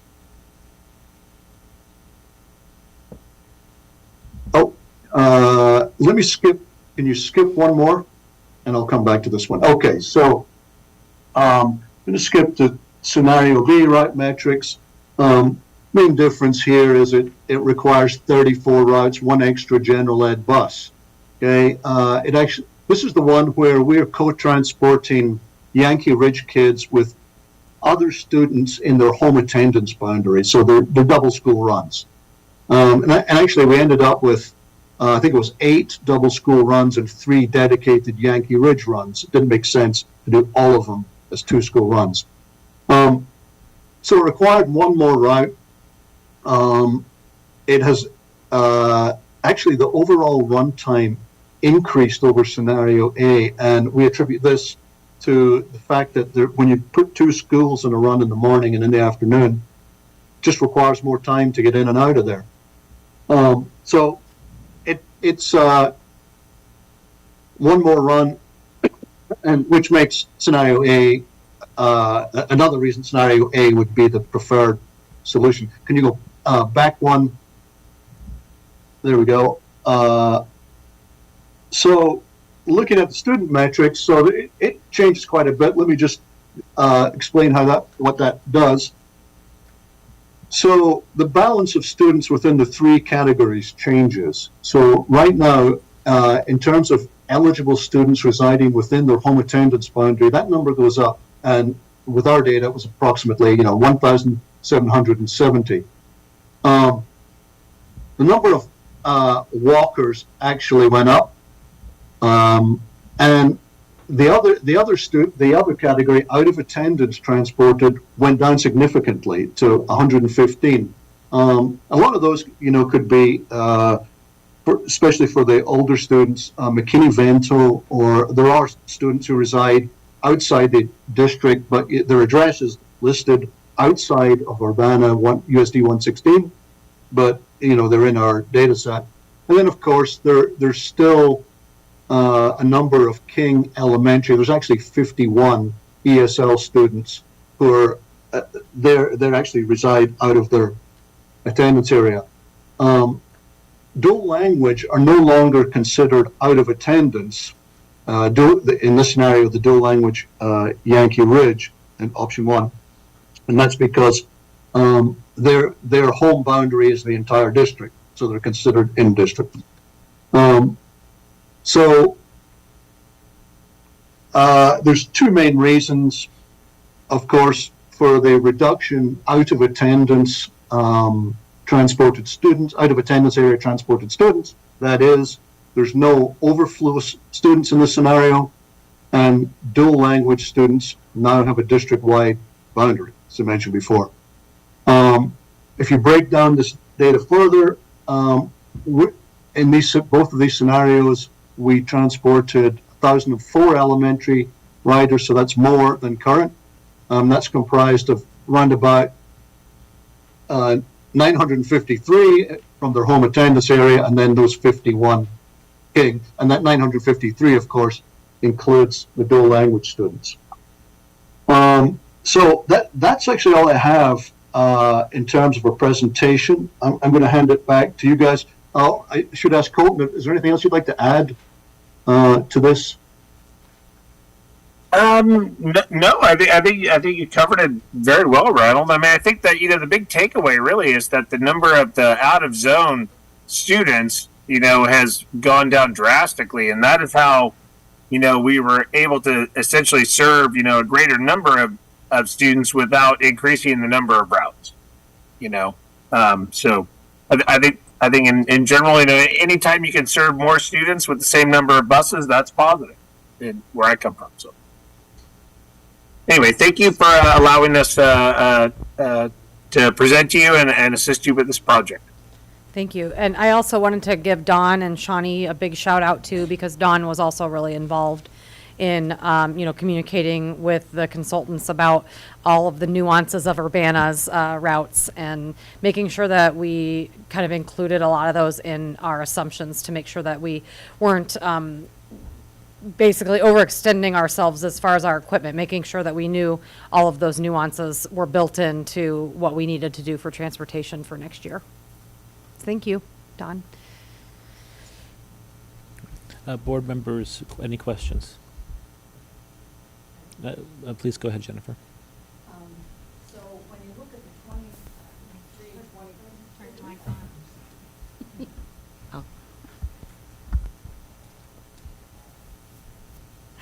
When you look at the 23-24 school data, and you look at Leal, is the 105 out of attendance area, that must include the dual language students. Correct.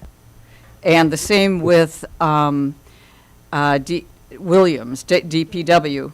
The 228 does include the dual language students. Correct. So you included them as out of attendance area for 23-24, but you included them as in attendance area for 24-25. Am I understanding that correctly? Right, because their current boundaries, if the dual language school is one building, its attendance boundary is the district boundary. So Okay. in the new concepts, they're in district for that school boundary. But for the current school boundaries, the neighborhood boundaries around those schools, those students do not attend within the neighborhood that those schools attend. Okay, so for King, the out of attendance includes Orchard Downs and then any other ESL students. Well, Orchard Downs, I think, is actually in the attendance area for King, so it's only Okay, students. so like the Thomas Paine kids who are bused in from another area or Yankee Ridge kids, those are out of attendance area, even though they are their attendance area. It's if it's the boundary that's defined under the current district boundaries, then they're in the attendance area. But if they're being transported from outside that neighborhood's boundary, whatever that's defined as, then they're out of attendance. Does that make sense? And if there were King students who were in the ESL intensive program who didn't live in the Orchard Downs part that was part of the King attendance boundary, they would also get transportation Oh, of course, of course. services. Yeah. But what I'm saying is but Yankee Ridge has an area that is its attendance boundary. If I buy a house there, even though I can't walk to Yankee Ridge, that is Yankee Ridge's attendance boundary. I want to know, is that included in the 235 out of attendance boundary? No. That's, okay, so Those would be eligible then. those are the 44 eligible ones. Correct. And so the 235 out of attendance boundary. Those are almost all overflow students from DPW neighborhood. Okay, okay. And then when you look at the walkers for 23-24, can we tell if any of the walkers going, because Leal has 219 and Yankee DPW has 237. Are any of those Spanish speakers?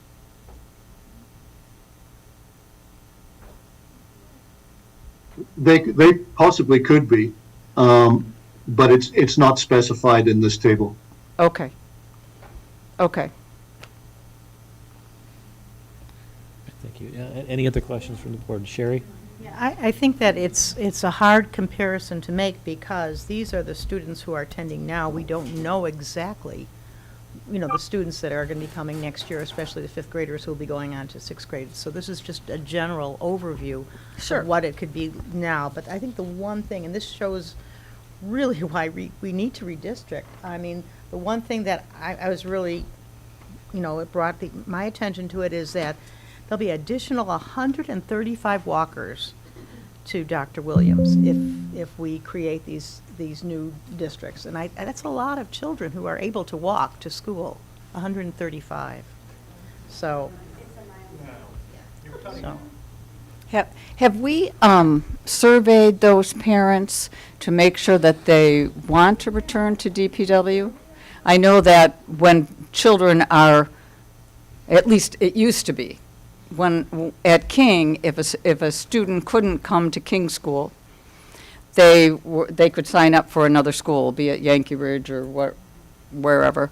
They were told that, of course, that child could continue at that school even if the opportunity arose for the child to return to the home school. So have we surveyed those parents to see if the children want, not the children, the parents want the children to return to DPW? So the boundary changes impact everybody, not just the DPW students. So, I mean, we're writing some equity issues all over the district, and so we haven't just surveyed DPW parents, because everybody's going to be impacted. Not everybody, but a large number of people. 23%. Okay, yes. so they don't have a choice. If we redistrict, then people will need to follow wherever they are reassigned. How many surveys have you sent out to those 23%? So we haven't surveyed all the parents of the 500. Okay, but how many have you sent out to, the people who could answer? Well, I mean, the entire district Mhm. was given surveys with regards to looking at the two maps, right? So that's one way that we've had public Yeah. input across the entire community. But I'm asking, like, do you know the number of how many you sent out? We sent it out to literally everybody in the district, so 4,400 people. No, I mean like the number of surveys, the amount of surveys, not the amount of people. The number of So surveys that were we returned? Yes. With answer No. to, not Like very a couple many. different blocks of time during the public input, so twice. Is that what you're asking? Not necessarily. Like how many? Like say you have like 2 surveys or 5 surveys or 100 surveys. I'm talking about like that. The survey was done electronically, and the participation rate was in the hundreds, not thousands, I believe. Yes. Okay. Well, I thought she meant Like who we 300, sent it but- to, so, yeah. Okay. Also, I think that, getting back to what I said before about the Dr. Williams, if a family moves into the Dr. Williams area close by, they aren't giving a choice to go to Dr. Williams. They're saying it's full. You have to go to another school. So I think that you would think that they would want the option if they moved there, to also to be able to walk there, so.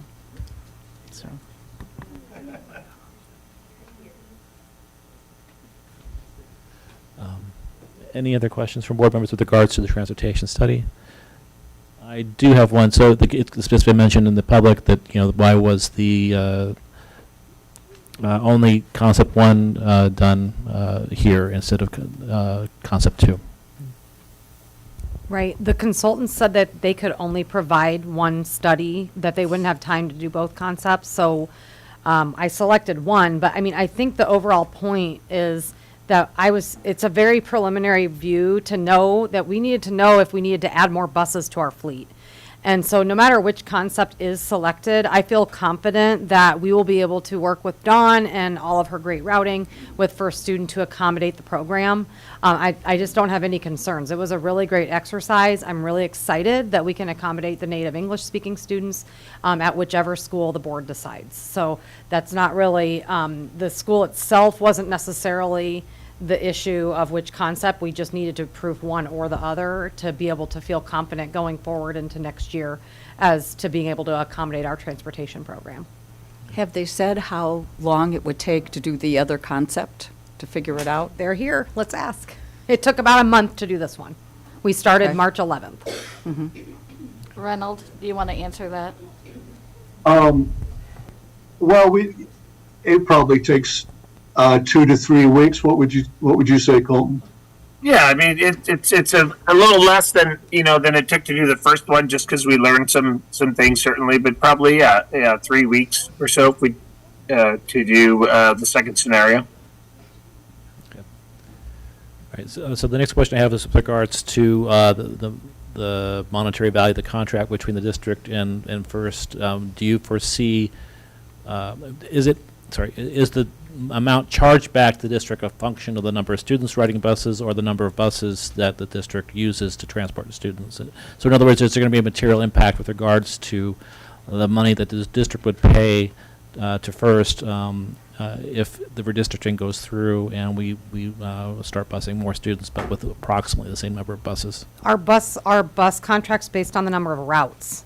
So the number of students riding the routes is not what the basis of the contract is. So by increasing a bus, that would increase the cost. But keeping within the number of buses that we currently have, it's all based on the number of routes. And then there's different, actually that's coming tonight too. It's all in the agenda.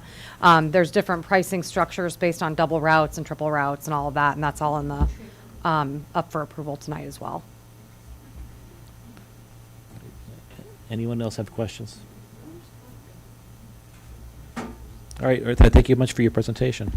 Thank you. Our second administrative report tonight is on bond updates. Guess I have to do that too. Thanks very much for having us. Thank you. Yep. Thank you.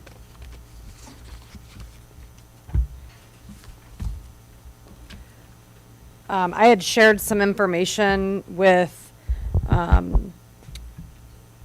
had conversations with our bond counsel and bond advisor last week that I really wanted to share with the board, just as it relates to planning for the 6th grade center. And we received some updated bond scenarios, and I have attached those with the agenda, and I wanted to share them with you. And I also was really excited to share that with the price tag for the sixth grade center, that we will be able to afford that with the bond issuance along with supplementing with remaining with sales tax dollars from our facilities sales tax funding. The bond term will actually be shorter. The planned bond term, of course, we haven't sold any bonds, but the planning for the bond term is that it'll actually be shorter than our previous three larger bonds that we issued for Yankee Ridge and for Thomas Paine and the 2010 bond as well. And the majority of school districts issue 20-year bonds. So the one that we're projecting to issue is going to be between 12 and 14 years. So that's pretty good. And considering Urbana typically has a pretty conservative view of keeping our bonds short so that you don't tie up future boards is one of the reasons that we do that. The pay-as-you-go sales tax funding also will be able to remain at the 33% board goal for pay-as-you-go projects, which is also really good news. Some of the previous scenarios had that decreasing to 20% in order to leverage more bond dollars. So that was really great. I was very relieved to hear that because we really count on that money to fund some summer projects or other emergencies that come up throughout the year. And lastly, I just really wanted to be very clear about when we will be able to issue bonds again, because there may have been a narrative that it's going to be a very long time. And yes, we can't issue large amounts of bonds, but actually by 2031, we will be able to issue about 10 million again. And then between 2036 and 2038, we'll be able to issue 20 million or more. So there will be capacity in our future that's not, necessarily too far off, 2031. So that might be a time that the board might plan and target for the improvements for the UHS UMS campus, for example, because that's within the, realm of a $10 million project, or at least parts of it are that we could start planning for. So if there's any questions about that, I did share the couple of scenarios. These are just ranges, so the final bond terms and all of that will be brought to the board, but we're not going to do that until we actually have bids for the project and we know how much we need. So I just presented this kind of range of that we likely know we're going to need more than 20, but the max that we would issue is 23, and so I've kind of given you options just so that you know what's coming, but knowing that all of those options really fit our needs as far as and some of the other factors that we would like in a bond issue really gave me a lot of peace of mind going into this project, and I hope to bring that information to all of you as well. Board members, any questions? This is really fantastic news. I mean, just having the knowledge we'll be able to do substantive facilities projects in just 5 to 6 years it's a huge relief, frankly. So I agree. All right.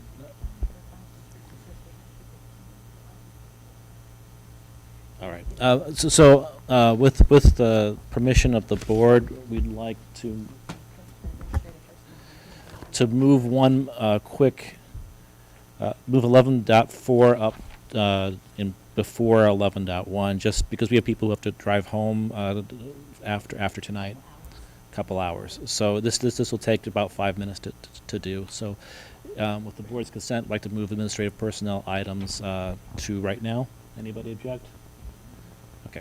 So next up are our administrative personnel items. Angie. Ms. Beckless and Ms. Bradford, do you mind coming up to the front? Thank you.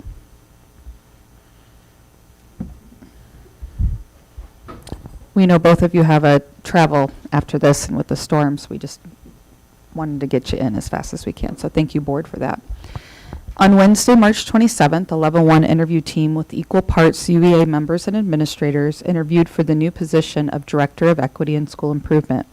Following the Level 1 interview, there were Level 2 interviews held with the district's executive team on Friday, March 29th.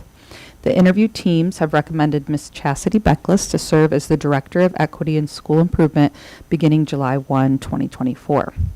Ms. Chastity Beckless is an accomplished educator poised to lead as the Director of Equity and School Improvement for the Urbana School District. She is most proud of being the mother of 4 kids who are mostly raised in the Urbana-Champaign community.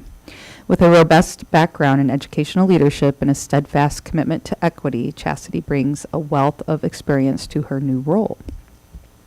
Having served as an equity leader in 2016 under the Urbana Leading for Equity initiative, assistant principal and equity programming assistant principal in Champaign School District, and principal for the past 6 years, Chastity's educational journey is marked by a commitment to continual growth and learning. With an educational specialist degree in curriculum and instruction from North Central University and a master's in administration and leadership from the University of Illinois Urbana-Champaign, she possesses theoretical knowledge and practical skills essential for success in her role. Ms. Beckless' participation in esteemed professional development programs such as the Accelerate Institution Principal Fellow and Champaign School District's Racial Equity in Schools Initiative underscores her dedication to personal and professional advancement. Chastity is passionate about servant leadership and also mentors assistant principals and intern principals in her current district. Ms. Beckless has developed a keen understanding of the complexities surrounding equity in education. Her collaborative efforts with district leaders have resulted in the design and implementation of impactful programs aimed at bridging opportunity and achievement gaps, ensuring that every student has access to a high-quality education. Through strategic planning, the creation of strong systems of measurement, accountability, and collaboration, Ms. Beckless has empowered staff and community members to deeply engage in school improvement planning, professional learning communities, and collaboration with all stakeholders to significantly decrease the achievement gap for Black and Latino students based on the Illinois Assessment of Readiness. Recently, in her role as principal, in partnership with stakeholders, they reduced the achievement gap in ELA for Black students by 17 points and Hispanic students by 16 points based on the Illinois Assessment of Readiness. As she steps into her role as Director of Equity and School Improvement, Ms. Beckless brings with her a wealth of experience, a passion for equity, and a commitment to ensuring that all students have the opportunities they deserve to thrive in their educational journey. We would like to welcome Chastity back to the Urbana family pending formal board approval. On Wednesday, March 27th, a Level 1 interview team with equal parts UEA members and administrators interviewed for the position of Director of Curriculum and Student Learning. Following the Level 1 interview, there were Level 2 interviews held with the district's executive team on Friday, March 29th. The interview teams have recommended Ms. Jessica Bradford to serve as the Director of Curriculum and Student Learning beginning July 1, 2024. Ms. Bradford began her career in education in 2003 when she joined the READY program as a special education teacher, working with students at the middle and high school level in reading and math. She served there for 5 years. Ms. Bradford also served as a special education teacher for 3 years at Urbana High School. Ms. Bradford began her administrative career at the Danville District 118 and worked there for 7 years. 2 years as an assistant principal at Mark Denman Elementary, 2 years as an assistant principal at Southview Middle School, and 3 years as principal at Garfield Elementary. For the past 6 years, Ms. Bradford has served as the principal at Barkstall Elementary. During her time as principal, Ms. Bradford has focused on teacher development and created a culture that built positive student-to-teacher relationships. Ms. Bradford facilitates the use of best practices and assessment and data to improve student learning. She worked on creating teacher leaders to help develop school improvement plans and led professional development around school initiatives. Ms. Bradford holds a bachelor degree in special education from Illinois State University, Master's of Science in Education at Eastern Illinois University, and a Master's Specialist of Educational Leadership, also from Eastern Illinois University. And we would also like to welcome back Jessie to the Urbana family pending formal board approval. We're excited to welcome you home pending board approval. Thank you very much, Angie. Is there a motion for the floor to approve the administrative personnel items that were in this week's packet? I move for approval. Second. It's been moved and seconded. Any further discussion? Roll call, please. Member Baxley? Yes. Member Jones? Yes. Member Staton? Yes. Member Hickson? Yes. Member Langendorf, yes. Vice President Exum? Yes. President Pulaski? Yes. Congratulations and welcome back to the district. If you'd like to say anything, you're certainly welcome to. Don't have to. Hit the button. All right, I'll keep this short and sweet. I know you have a long night ahead of you. But I'm really excited to be back in Urbana School District. As you heard, I taught at Urbana High School for 3 years, and it was a really great experience. And I'm just really excited to come to Urbana and work with teachers and leaders in curriculum and student learning. Those are two things that I'm really passionate about and have a lot of experience with. So I can't wait to get started. I hope July 1st comes really fast. And thank you. Hey, congratulations. Thank you to the board. Good evening. The tone was set, the lights were dim. I don't know what happened, but now we have lights again. I appreciate everyone being here as well. I want to thank everyone for this opportunity. Thank you for the approval as well. It feels great to come back, what I consider home as well, to the Urbana community. I'm also deeply thankful for my family. I know a lot of people are watching on YouTube right now, and I'm getting all types of text messages.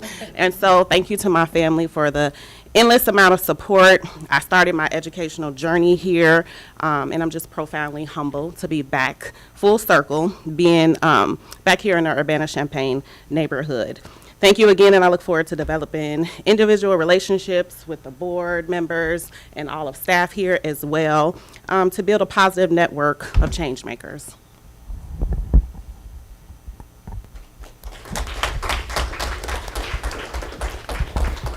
All right, thank you very much. Next up are Could I really do welcome both of you to the school district, but I do think we need to look at administrator salaries, and maybe it's only me because I'm new, but I wonder if and I don't know if the public, I don't know what the public is privy to and what the board is privy to, but if we could get somehow a new, because everybody has different titles and everything now, if we could get kind of a job tree, something that shows us what everybody does, what their job responsibilities are, and, because I found it upsetting when we look at our numbers and we have more administrators, more highly paid administrators, fewer teachers, and less well-paid teachers than the districts in the surrounding area when you look at student-teacher or administrator-teacher ratio. And so, it would help us to understand what's happening. So we have a document that has all of that, and I'll make sure we get it to you. Okay. Okay. All right, thank you. Next up are our individual action items. First up being approval of redrawn student attendance boundaries map.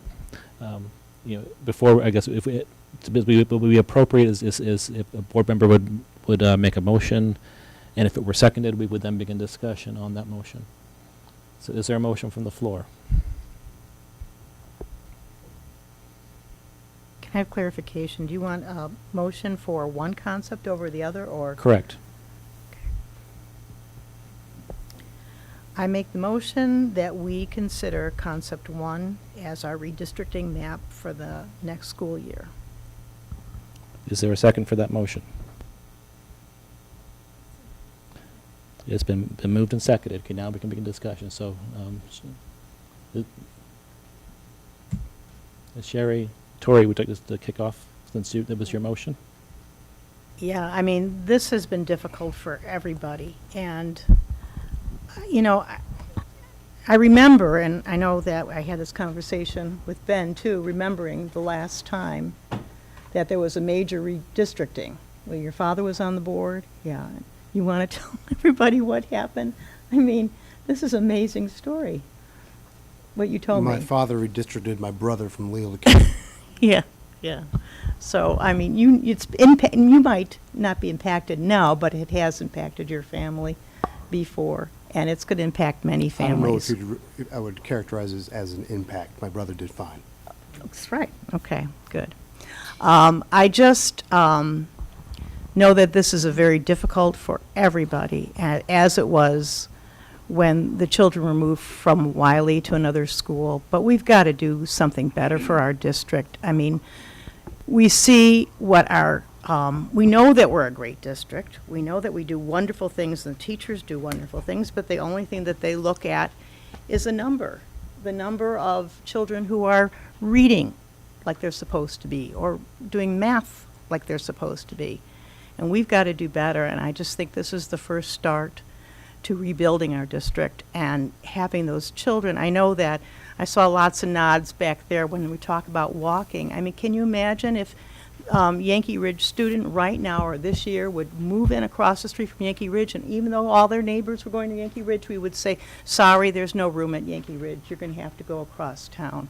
So I think that if we're going to have neighborhood schools, Order, but I'm just order, saying, please. I'm saying that this is one person, not a whole neighborhood. I said we're going to recreate neighborhood schools so that the whole neighborhood goes together, and that is not done in other neighborhoods. So that's why I'm supporting this. Any further discussion? Anybody else want to chime in? Go ahead, Jennifer. I also have some questions, and I really wonder, since I am brand new and I haven't had all the information maybe that everybody else has had, I wonder if we shouldn't push this back until I can get my questions answered, because I do represent a seventh of the community. So go for it, and we can ask your questions tonight. So that's why we made sure that you were here. Okay, And very sworn good. in, so we Well, can answer those I did bring them. questions. I have a lot of them. All right, that's why we're here. Okay. I did bring, is it okay if I pass them out? Sure. Is it okay? If it, okay. Well, Here are my questions. One has already been answered, so maybe it will go faster than I think. Okay. One for me. And if there are any left, you can give them out over there. I don't need to take them home. And I think the most important question is number 12. And I should have put that, this was kind of, you know, how you talk, you type sort of as you're thinking. So these may not be in the best order. So the most important question is number 12. Research shows that the only way that moving kids from school to school helps academic achievement is if the students from the lower performing school go to a higher performing school. How is this research reflected in what has been proposed? Which parts of this plan will help advance student academic achievement? So unfortunately, the reason we're making some really significant changes in our district is because all of our elementary schools are designated and considered lower performing schools in the state, which is why we're making some significantly drastic changes. So to answer your question, we don't need research. We look at our data every single day, and we see the groups that are low performing are Black students, our EL students, our special education students, and we need to do some things differently for them. We don't need research to tell us that. When the representative from the Center from Applied Linguistics gave her presentation from the board about a year ago, from the study that they did of our dual language program, they were very clear that the preferred way to manage that program is not to divide into separate buildings, but to combine it in a single building. So their research and their experience backs up the decision to move to a single building for DL, which is part of the reason why this plan is being considered. They didn't recommend that. They said they would not give their opinion on that.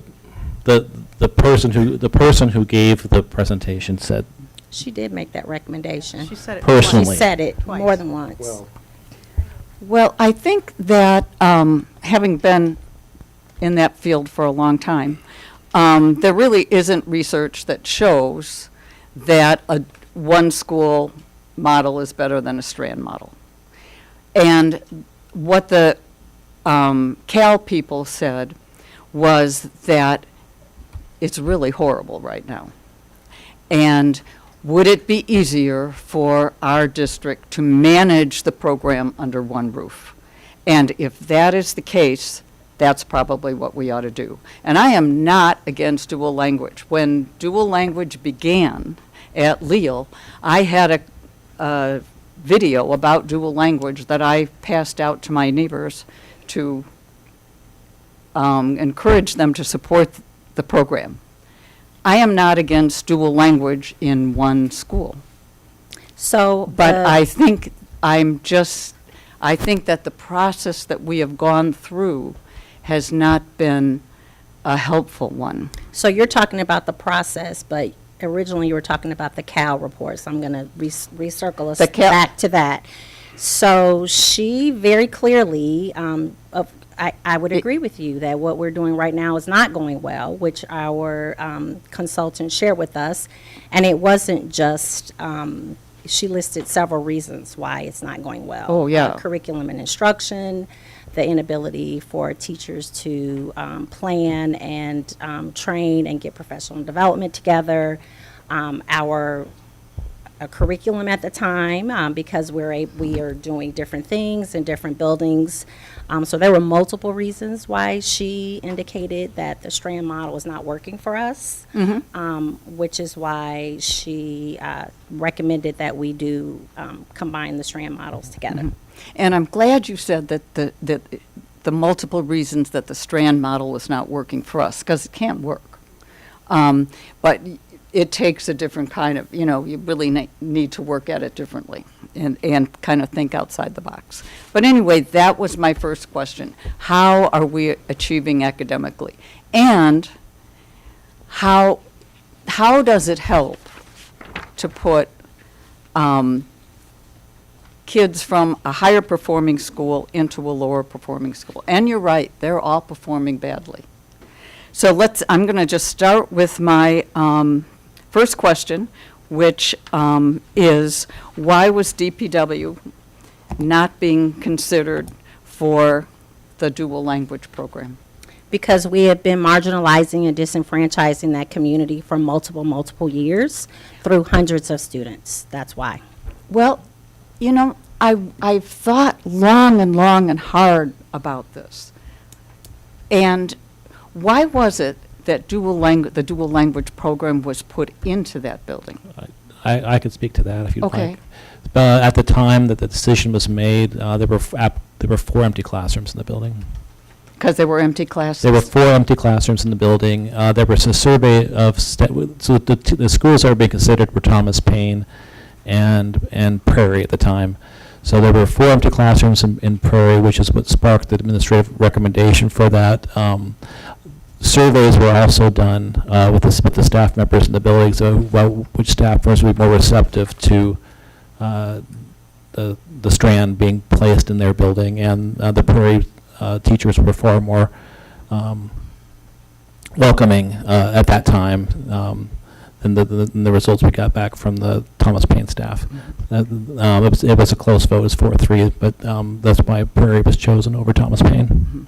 And what I'm also remember, and maybe I'm remembering it wrong, but I had the impression that it was also because it might help the kids at Prairie, that the kids at Prairie were not doing exceptionally well back then, and it might help, and it would give those kids an opportunity to have this extra special program in the building. That's also which is okay, that's go on. also true. I mean, it was from the English-speaking families. We had Lille, which was predominantly a higher socioeconomic group, right? So we thought we would also be able to offer from the English language speakers the opportunity for lower SES, primarily African American families, the opportunity to have their kids be as English speakers in the dual language classroom. That was another argument for it being placed in Prairie. And I guess what I wonder is, I don't know how to put this exactly, but are we not serving our, not Prairie, DPW students well, in that we seem to, they weren't doing well before, so we put this extra special program there. And now they're not doing well, so we're going to take this extra special program out. And we're going to put other kids in Prairie? So the program has been there for 10 years. I know. And 2% of the neighborhood students take advantage of that program. They're not choosing to be part of the Right. dual language program. Mhm. So they're not able to, they're not benefiting from the extra special program, as you said, because they're Right. not choosing to participate in it. But yet, we have 500 kids in their school, in their neighborhood, in a program that they are choosing not to be part of. Right. I understand. And so what I'm wondering is, that is the largest school, the largest elementary. And right now, we have more students in the dual language program, if you count, than what you are projecting that we'll have for the next few years. We have like 500, some 503, 505, and I think you projected 400 something, 450, 460. I have the numbers here, but, and so are we setting ourselves up to do this again? When possibly, if we were to, I guess. So we wouldn't have chosen Thomas Paine or even discussed either one of those schools if we didn't feel that we had the facility and the space to, in order to provide the program and allow space to grow. So hopefully that answers your question, and we can go to the next one. It doesn't. Okay. Actually, I really think that we need to look carefully.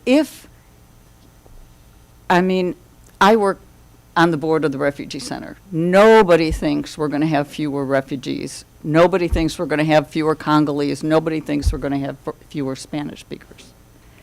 I know it's been suggested that by superintendents that, could people be placed in other towns, and not in any way that against refugees or anything, but we're feeling the pressure of this ever expanding population.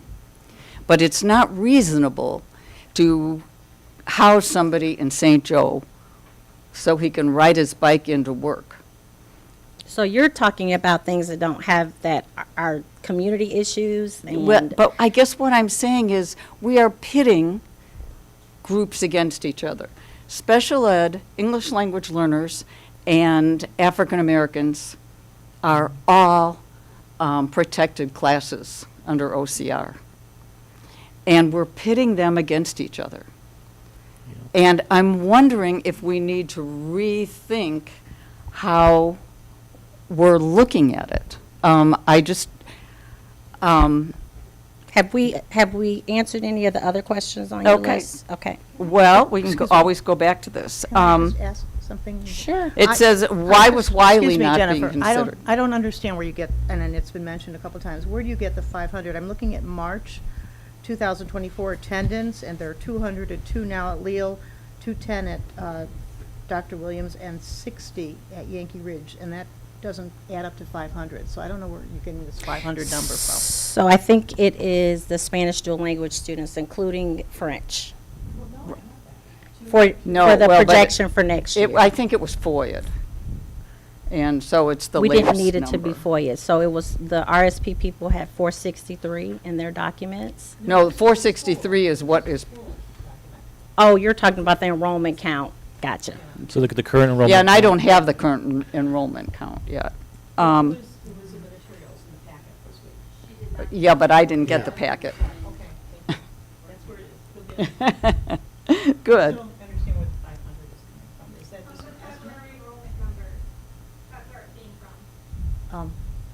Yeah, I'm sorry. what did I you don't say? have it in front of me, sorry. Okay, but it didn't come from our attendance now, that's what I was. No, it is not in our attendance now. Okay. Correct. Okay, can we go to your next one, Jennifer?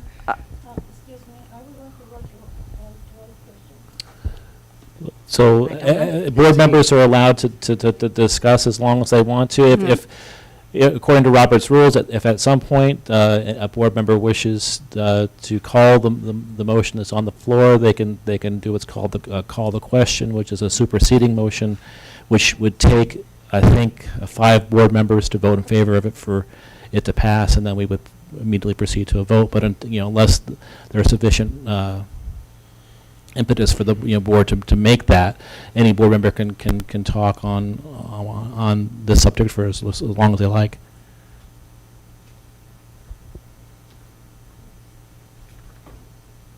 You want to say something? Do you want to skip to a different question? No. I see 18 questions in here, and they are all very important, and I'm pretty sure they come from the community. I wish just to respect time for everybody, and we have an agenda to follow. And I know this is your first time, and I know how important it is for you. You are very passionate, and I have a lot to learn from you. But I feel like having discussions right now for the questions that we've been receiving every week and that we have answered in all the presentations is a little bit of wasting my time. I mean, if the board wants to keep discussing with you these questions, I'm fine. I suppose I can learn more, but also I want to respect the time of everybody here. So are you calling the question? Okay. So, is there a second for that? Okay. Hearing none, please continue. So then you're saying that I can't get my questions answered? No. So the motion to call the question failed for lack of a second. Oh, okay. Okay, so this is we're back to the motion on the floor, which is approving concept 1 from RSP. All right. I guess I did want to know why Wiley wasn't being considered. I know people have said that Wiley will be way more expensive. Having another elementary school will be way more expensive than having a 6th grade center, but I kind of don't buy that. Sure.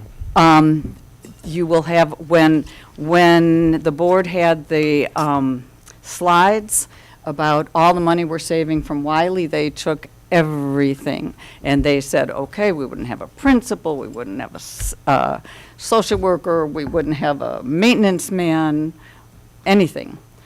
But when they talked about the 6th grade center, they said the only expenses would be we'd have to hire 4 new teachers. But on the other hand, you still, even if you're not going to have a principal there, you're going to need, at the 6th grade center, an administrative presence, secretaries, social worker, maintenance people. I mean, I don't think the saving is going to be as much as you might think. So is your question about why are we not considering the DL program at Wiley? Or Yeah. you're asking questions about the 6th grade center? No, So right. the majority of the staff that are currently at UMS, we have 920 students. We're programming the 6th grade center for 325. The majority of those people are going to be relocated from UMS to the 6th grade center. We have a couple of FTE that we're hiring for elective classes because we want the 6th graders to have a similar program. So we are going to hire another PE teacher, another 2 elective teachers. But all of those people that you just listed are currently employees that work at UMS, and they would just be assigned Okay, to so the 6th the grade maintenance, the secretaries, Yes. you're not hiring anybody extra. And that's going to be enough staff at both buildings. There are 920 students, and we're going to be moving 300 to the 6th grade center and leaving about 600 behind. So, yes. Mhm. And what will happen with the rooms? So right now, we've spent this year programming for the 6th grade center, and then again, this isn't happening until 25, 26. So there'll be a lot of time in future months to talk about how we're going to reallocate the space at the current UMS. Okay. And when we closed when we closed Wiley, I think all of the teachers, I think we only saved 4 salaries, right? No, No, we saved so- a I mean, significant plus number the of salaries. So, I mean, We saved the principal, the secretaries. so when Katie gave a presentation about a little, I forget when it was, about a year ago. We had about $1 million in savings, but it was because we reassigned teachers to vacancies in the district that we were paying for substitutes for. Or So- that we would have Right, hired new and the teachers Wiley for. students filled those seats. Yeah, So those teachers, I mean, that kind of stayed the same. How many teachers how many fewer elementary teachers did we actually have? I mean, sitting in classrooms, even if they were a substitute. If Wiley had remained as about, it's about 12, you said? Yeah, I think it's about It 12. was 12, yeah. We have about, have to go double check to get the exact. But we have a number of long-term subs and vacancies right now all over the district. Oh, no, I So know. even moving the Wiley teachers did not cover every single classroom that we have at the elementary level either. Right, So, right, okay. yeah. Right, but what I'm saying, what was the cost savings? it was Katie just told you it was about $1 million. About $1 million. 1.1 or out of our something like operating that. budget, about $1 million every year. I'm sorry. Out of our operating budget, about $1 million every year. Okay, and it's not going to be, do we know what the 6th grade center is going to cost as its operating budget? So we have looked at that. I wish you'd send us these questions in advance, Jennifer, I because thought that- this is like multiple presentations that you're asking us for information for. But I if we thought I couldn't do that until I was sworn in. you're a member of the public. We Well, get emails that's all water the under the time. bridge at this point. This is why she wants to push it to 2 weeks. This is why. I understand. She's new. She has not had an opportunity to have any of this information. Ben, I'm sorry. No, listen, this is the way. No excuse. I'm sorry. Jennifer has been at almost every single Yes. board meeting and made public comments. I think you've addressed quite a few of these questions on this list in your public comments. I could go back and pull them up, but I could go through here and cross off several that you've sat right at the table. And I never got and an made- answer to them. But you sat in meetings. That was the thing. That was You the were box. in He has a meetings. Order, community please. member. One person talking at a time. Please hold your applause, please. So I'm going to find the 6th grade center presentation and get you that number. I think we've already answered question 3. Do you want to go to question 4? Let's go down. Yes, Just and keep going. If students in the French DL program in the 24-25, if they enter the dual language program for French in 24-25 or 25-26, will the program continue through 5th, 8th, or 12th grade?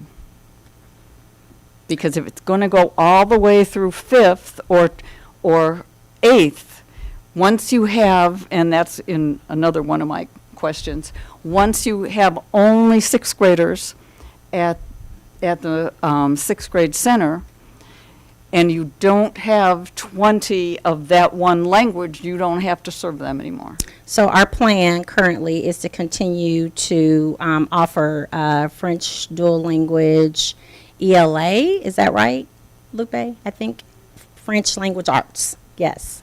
And that basically is what we have done for our students as they have gone through middle school and high school, and we've committed to continuing to do that. We have a teacher that currently does that at UMS, and hopefully she's not going anywhere. And for the French and the English native French and the native. for any student that continues in in the the- French dual language program, if they continue as a 6th, 7th, or 8th grader, we currently have a teacher at UMS that teaches French language arts. Mhm. And we will and we continue would to do do that that. even if there were fewer than 20 students. We will continue to do that, yes, as part Okay. of the current program. Okay, and and obviously with Spanish, you would do the same then, if we had fewer than 20 We at the currently 6th do grade. that at the, for Spanish. For Spanish. Well, you've just said that that's probably not going to be happening anytime soon, so yes, but if that were to happen, we would continue it. Okay. So I have the financial impact slide up, And based on the positions that we would be moving from UMS to the sixth grade center, the total estimate of yearly savings going from 5 elementaries to a sixth grade center is $530,000 is the savings. The positions that Is that all including? reduced savings for new positions at the sixth grade center was $550,000. Total savings for FY24 was $1 million. So you're saving $450,000 a year. With the programming at the sixth grade center. Yes. Being expanded. Okay. Some of the benefits of having Spanish dual language in one school are not possible. We're having French dual language in the same building. Announcements and assemblies in Spanish, for example. Integrating the two populations and the two DL staffs will be more difficult. Is this the best place for the French DL program, given these obstacles, and the fact that the Spanish program likely will grow, as we have been assured by professionals working in the refugee and immigrant resettlement programs? So the French dual language program was created for our Francophone families and our Congolese families, and they are excited about the opportunity to be part of a multilingual language academy. Some of our families that have talked to me, they are multilingual and speak multiple languages, and they are looking forward to the opportunity to be in a space where French is spoken and Spanish is spoken, and I think per what the parents from that particular community want, it is the best place for them based on what they've shared with us. Okay. Okay. And I don't have a number at the other one, and I don't have a number at my next one. It said, I'm worried about the students at DPW. Are we protecting them or isolating them? What are the plans to help them? Just leaving them there isn't a plan. They're not progressing. The scores are low and they're staying low. Is leaving all the students there all together the best thing for them? So what we're doing now is antithetical to one of the principles of Urbana, and which is every child should have the opportunity to go to school with their neighbors. That's the one neighborhood in town because the growth we've seen in that population. I mean, 10 years ago we had 4 empty classrooms in that building, and now we're shipping hundreds of kids out of the area to other schools where we've seen declines. In the neighborhood. My neighborhood, for example, has seen a fairly dramatic decrease in the number of kids who go into the building, right? So it's something that has to be fixed. I think it's the biggest sin, frankly, of my time on the board. The fact that we've done nothing about that for a decade now, and we're trying to address it tonight. I'm trying really hard to temper what I really want to say, but the way you have phrased these questions, I have a real problem with the way that you're portraying the black students that need to go back to that are going back to that neighborhood. If we have high expectations for all students, they will learn.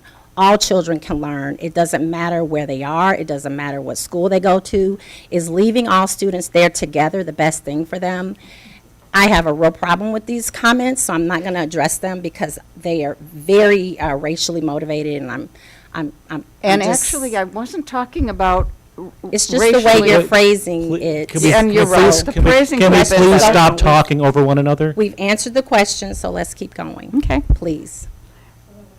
When I was looking at this, when we closed Wiley, I looked at the demographics of the schools, and DPW was 86% low income. King was 91% low income. Thomas Paine was 72. Wiley was 81. Yankee Ridge was 81. Leal was 54.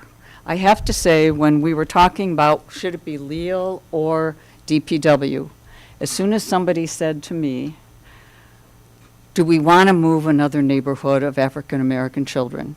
And I said, no, we don't, because I looked at the difference between Leal and DPW.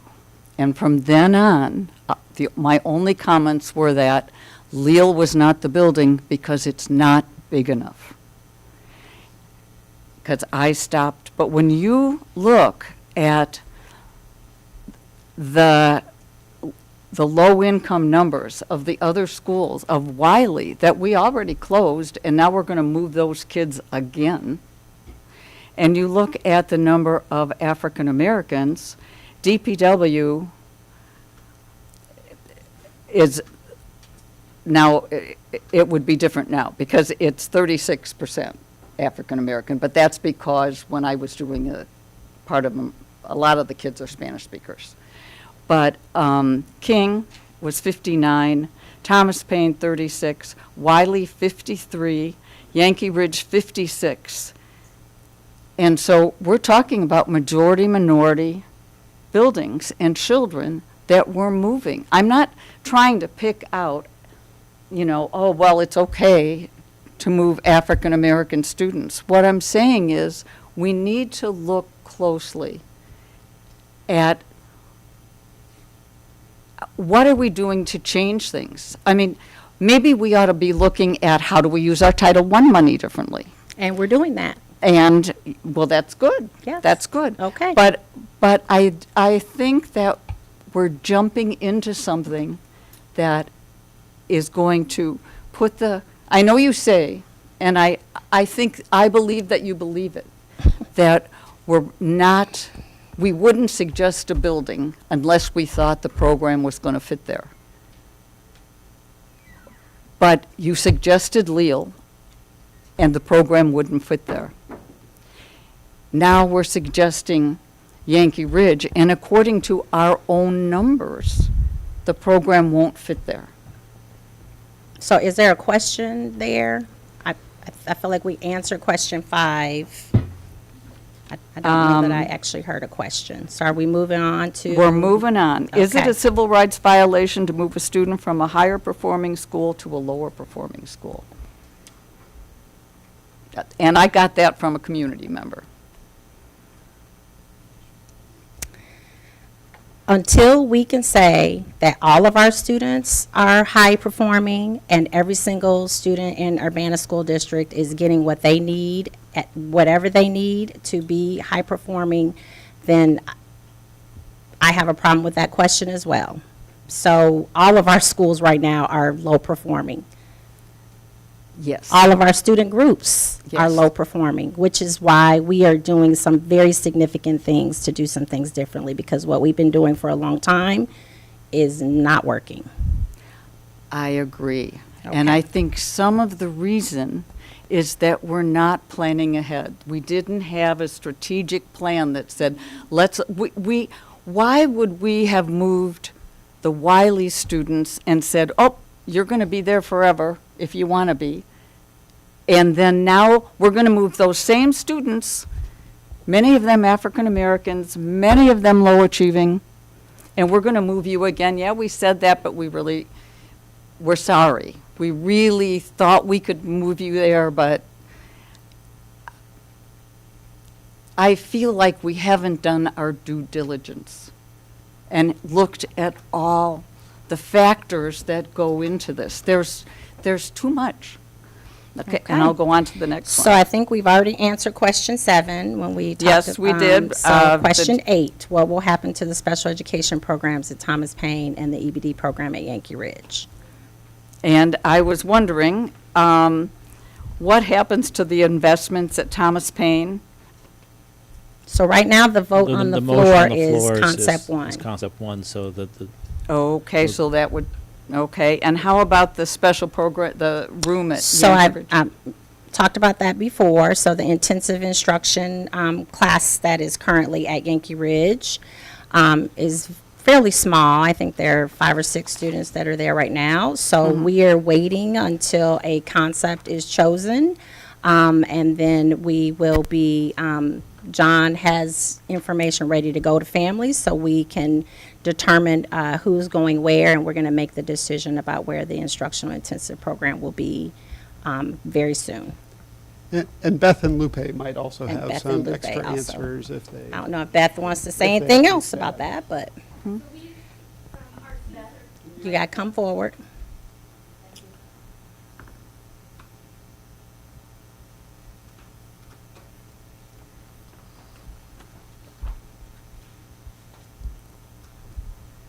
From our Student Services Department, we've talked about scenarios for all the potential decisions and worked as a department with some of our building leaders as well as district leaders to identify what we think are our next best steps. We have times planned for this week and next week to take a look at where all of the students are going to land and where our staff need to be to support that. So we've been planning for quite some time. For lots of different scenarios, so the next step will be digging into whichever option is chosen tonight. Okay. And then are when you look at the school buildings and the number of classrooms that we're planning to put the dual language program in, does that include those special ed classrooms? So we've actually spent a lot of time this year as an elementary department talking about our services for students at the elementary level, recognizing that while we need to have district programs in certain buildings, we also need to increase our continuum of services at all of our elementary buildings. And so every time John and Dr. Ivory Tatum have taken a look at giving numbers to the company that did the redistricting, we included spaces for special education classrooms and programs and teachers and staff. We also have really taken a in-depth look at our kids coming from early childhood this year to identify a stronger way to support students at all elementary buildings. And we had a conversation, dialogue with our elementary teachers at the last school improvement day where we talked about better serving students in their home school while also providing intense services. Our SIP day was in February, so was that, I think, the day we had that conversation and dialogue. So I guess what I'm asking, if it's Concept 1 and Yankee Ridge, when you looked at the program, at the dual language program going in there, the area at Yankee Ridge that houses the EBD. Our intensive instructional. Yeah. Was that included as part of the space that dual language could use? Yes. Or Yes. it Yes. was? And so you can't continue with that program there if It dual would not language- make sense to continue with the program there because those students also go into the general education classrooms for whatever individual time is determined for them. So it would not make sense for them to be going into the Spanish or French general education classes. Except that half, Because- at least at the older grades, half the instruction is in English. Right, but if the time that isn't in English is the instructional time that would make sense for that student, then it would not make sense for them to not be able to do that. Okay. Because it's a French or a Spanish class. So you're looking at moving the program? Yeah. And as Dr. Ivory Tatum said, right now it is a small number. It's 2 teachers, and it is a small number, but we know that we'll have to have some intensive structures in place to transition them, just like we will with all of our students. But the classroom also has a different setup to it.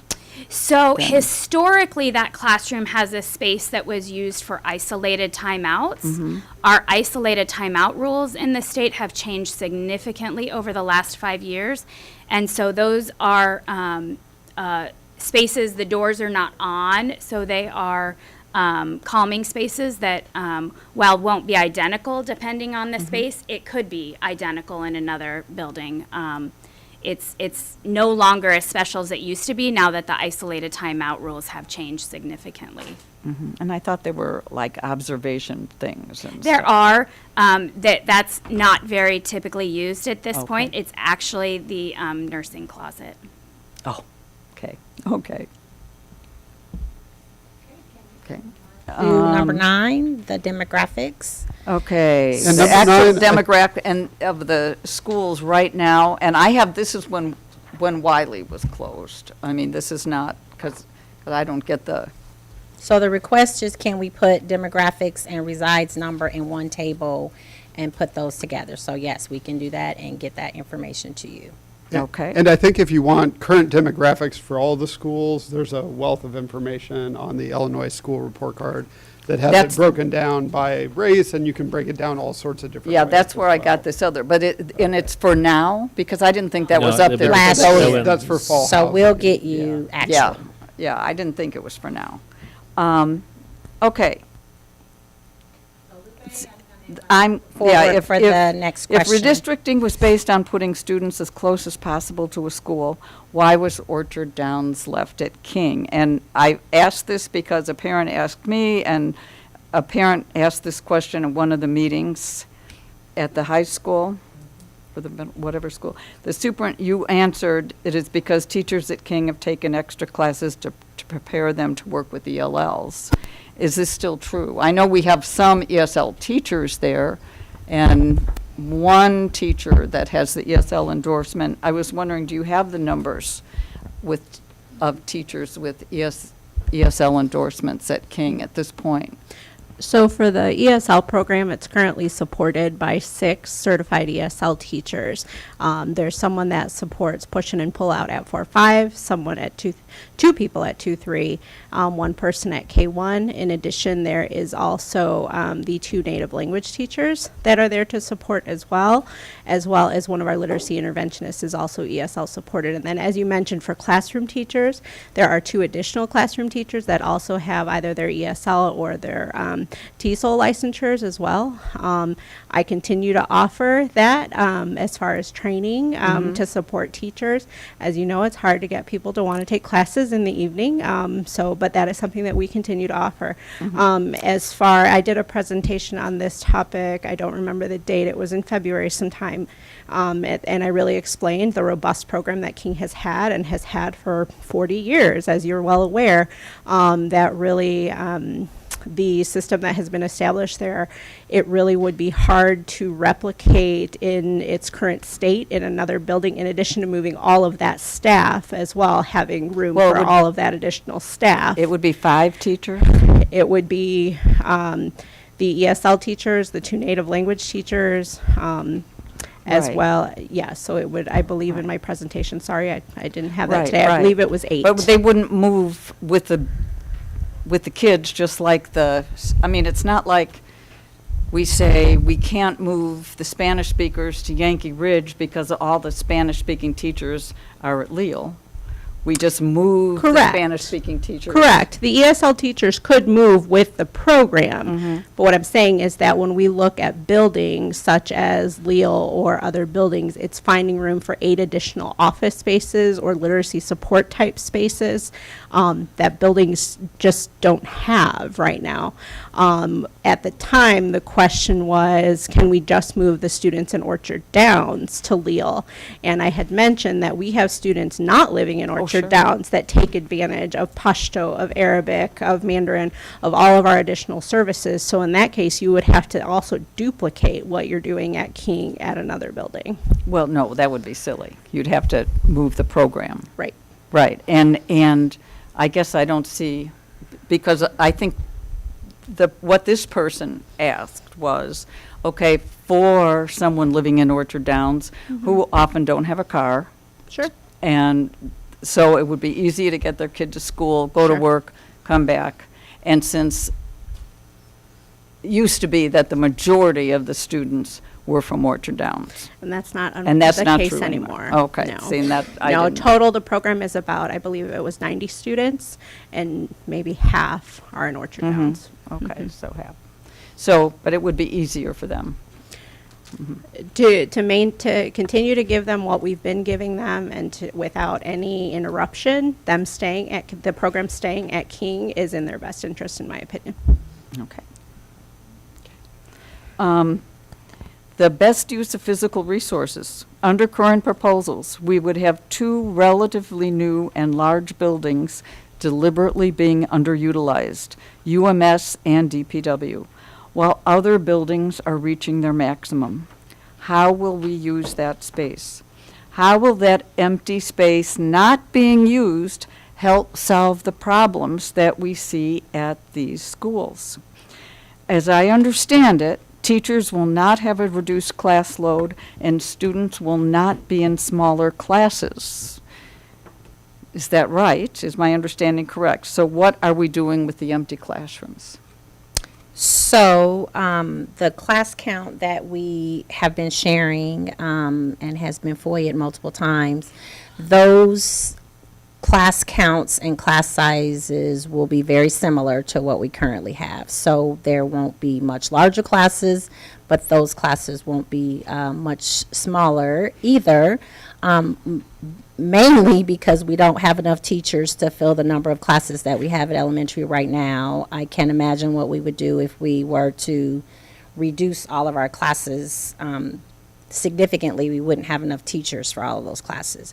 So we've talked about the spaces at UMS. I don't want to really speak to what we're going to be doing with those spaces yet because we want the UMS administrative team and teachers over there to have input into how they need to repurpose the space for 600 plus students.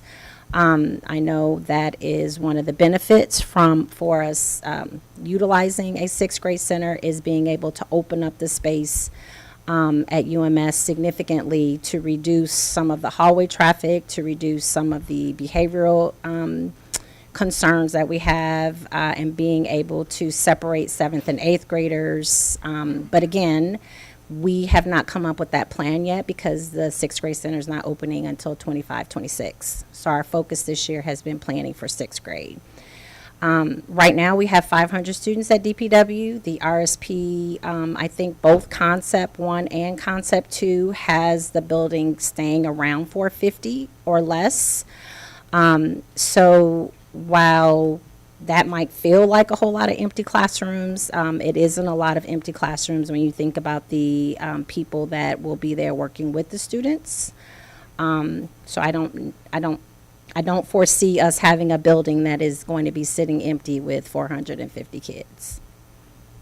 And I'd add that's near the cap that it was for the previous years prior to 2023. Well, I thought actually at a meeting you said that at DPW you found that you couldn't have more than a certain number of students. So we chose to we set our own limit.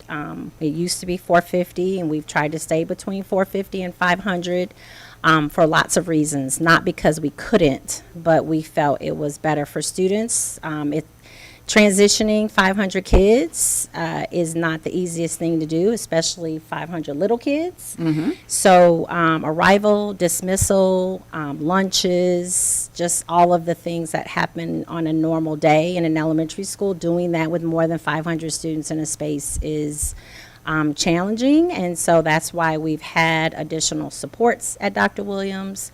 That's why we're planning to have maintain as much of the staffing that we can in the new dual language school to have as many adults as possible. So we have kind of imposed that as a functional capacity that we like to stay within, but again, so. And I had the impression that that was for DPW in, like that other schools didn't really have a cap like that. It has been for DPW, yes. And the reason was? The reason is we don't want to put 700 students in one building.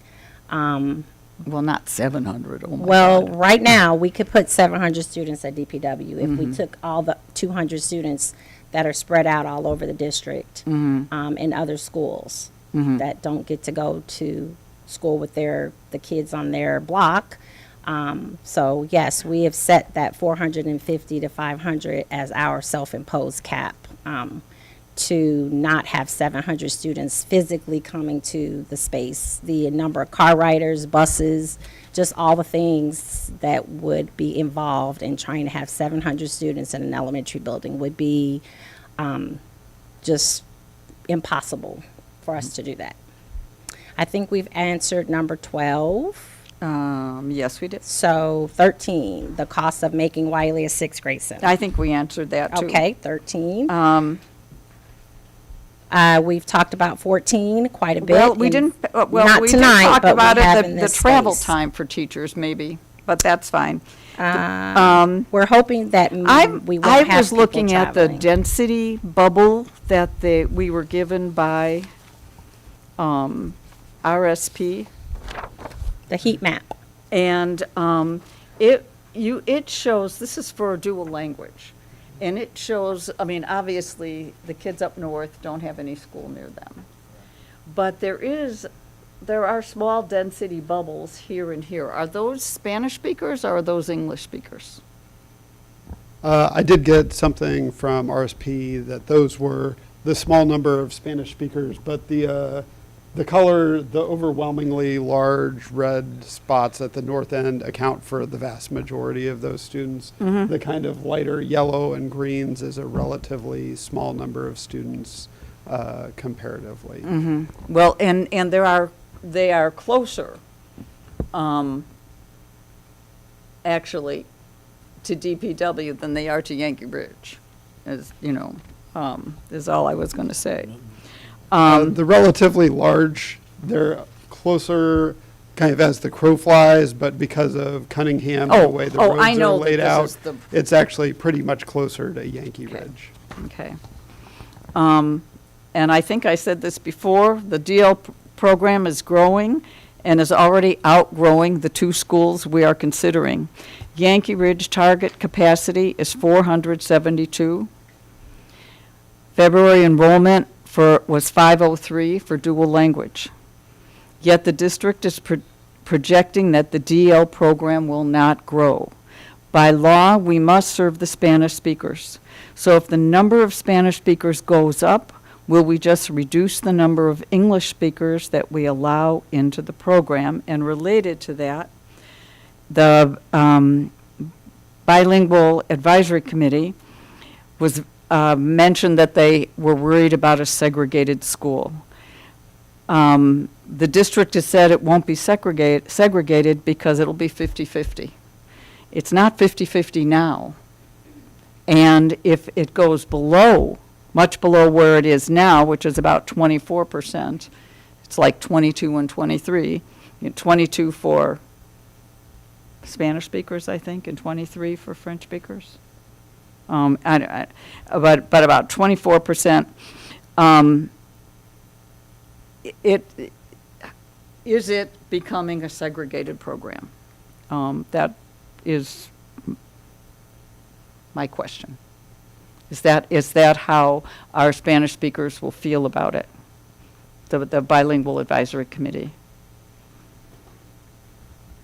So I do want to share, and I know Ricardo has left, but the presentation that he and Felipe did, I just want to be very transparent and honest. The rest of the Bilingual Advisory Committee did not feel that it was representative of the entire group's viewpoints. So I just want to be very transparent with that. I would highly recommend any of you come to any of our Bilingual Parent Advisory Committee meetings and hear what the collective has to say about that. So I will answer your questions. No, I'm going to ask you to repeat that. We're hearing aids, and what you said was the presentation that Ricardo made wasn't, I'm just checking. They made it on behalf of them as co-chairs, but it was not previewed or input given by the entire Bilingual Parent Advisory Committee. I just want to be very clear about that. And at our meeting last week, they don't have that concern. they are the chairs. They came and brought their perspective. I just want to be clear about that. Okay. Regarding your question about classrooms and space for English dominant families. When we determine how many kindergarten classrooms we're going to have the upcoming year, it takes into account half of each of those classrooms being spaces for English dominant students. So we start with the number at early childhood K-age students, which let's just say hypothetically is 40. So if I have 40 Spanish dominant K-age kids, if we were talking about a one-way dual program, that'd be maybe 2 kindergarten classrooms. But because I want to make sure there are seats for English dominant students in these spaces, my recommendation would be to do 4 classrooms. So that way you have 10 Spanish dominant and 10 English dominant, and then you still have a few extra seats for kids that move in, because the capacity at K is 23 before you get a TA. So the plan always has been to continue to follow that protocol to allow for seats for our English dominant students. Otherwise, you don't have a 2-way program. You have a 1-way program. Sorry, I'm reading your question again. Will it feel segregated? So that was the other point that I wanted to come at.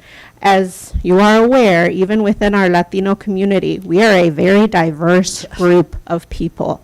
I'm Mexican by descent. We have people from all over Latin America and Spain in our program.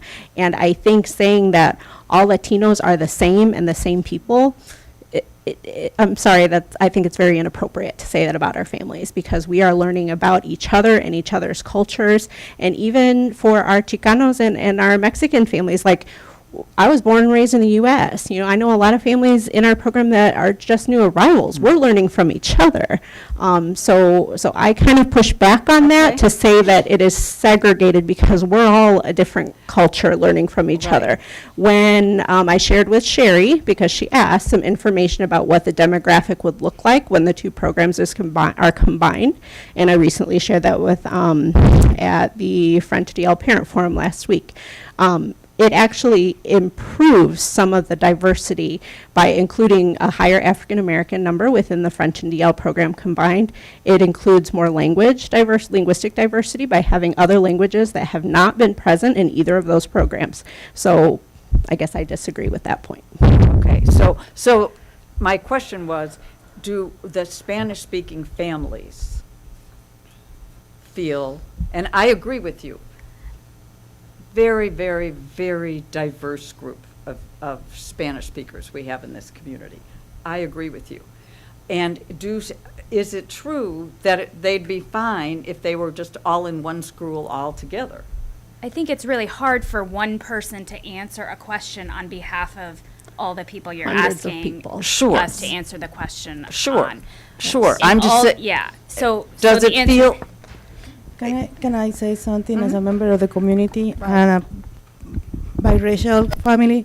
I feel like right now we are not feeling like we're going to be segregated. It's just we are going to give the opportunity to our kids, like the other kids are going to have. By having the Duolingo program together, we're going to try, because it's a problem from all the district. But having the Duolingo program together is a better opportunity for us to grow as a community, to learn, and also to have all the services that we need. Okay. So you don't feel that it would be a segregated program? Okay. I was in the dual language program for like 6-7 years, and we already didn't have a lot of contact with students who weren't in the dual language program. So I feel like there wouldn't really be much of a difference. Okay. Yeah. Okay, but I don't, how many English speakers were in your class? And how many Spanish speakers? I'd say majority of it was Spanish speakers, like native Spanish speakers. There was like maybe like 6 English speakers. Okay. But yeah. And I think the piece I want to add to that is that sometimes it's really hard to say who's English dominant and who's Spanish dominant just by looking at the child. Of course. Especially this generation of Latina families are growing up simultaneously bilingual. So while they may prefer one language over the other, that does not necessarily mean that they're just Spanish speakers or English speakers. Okay.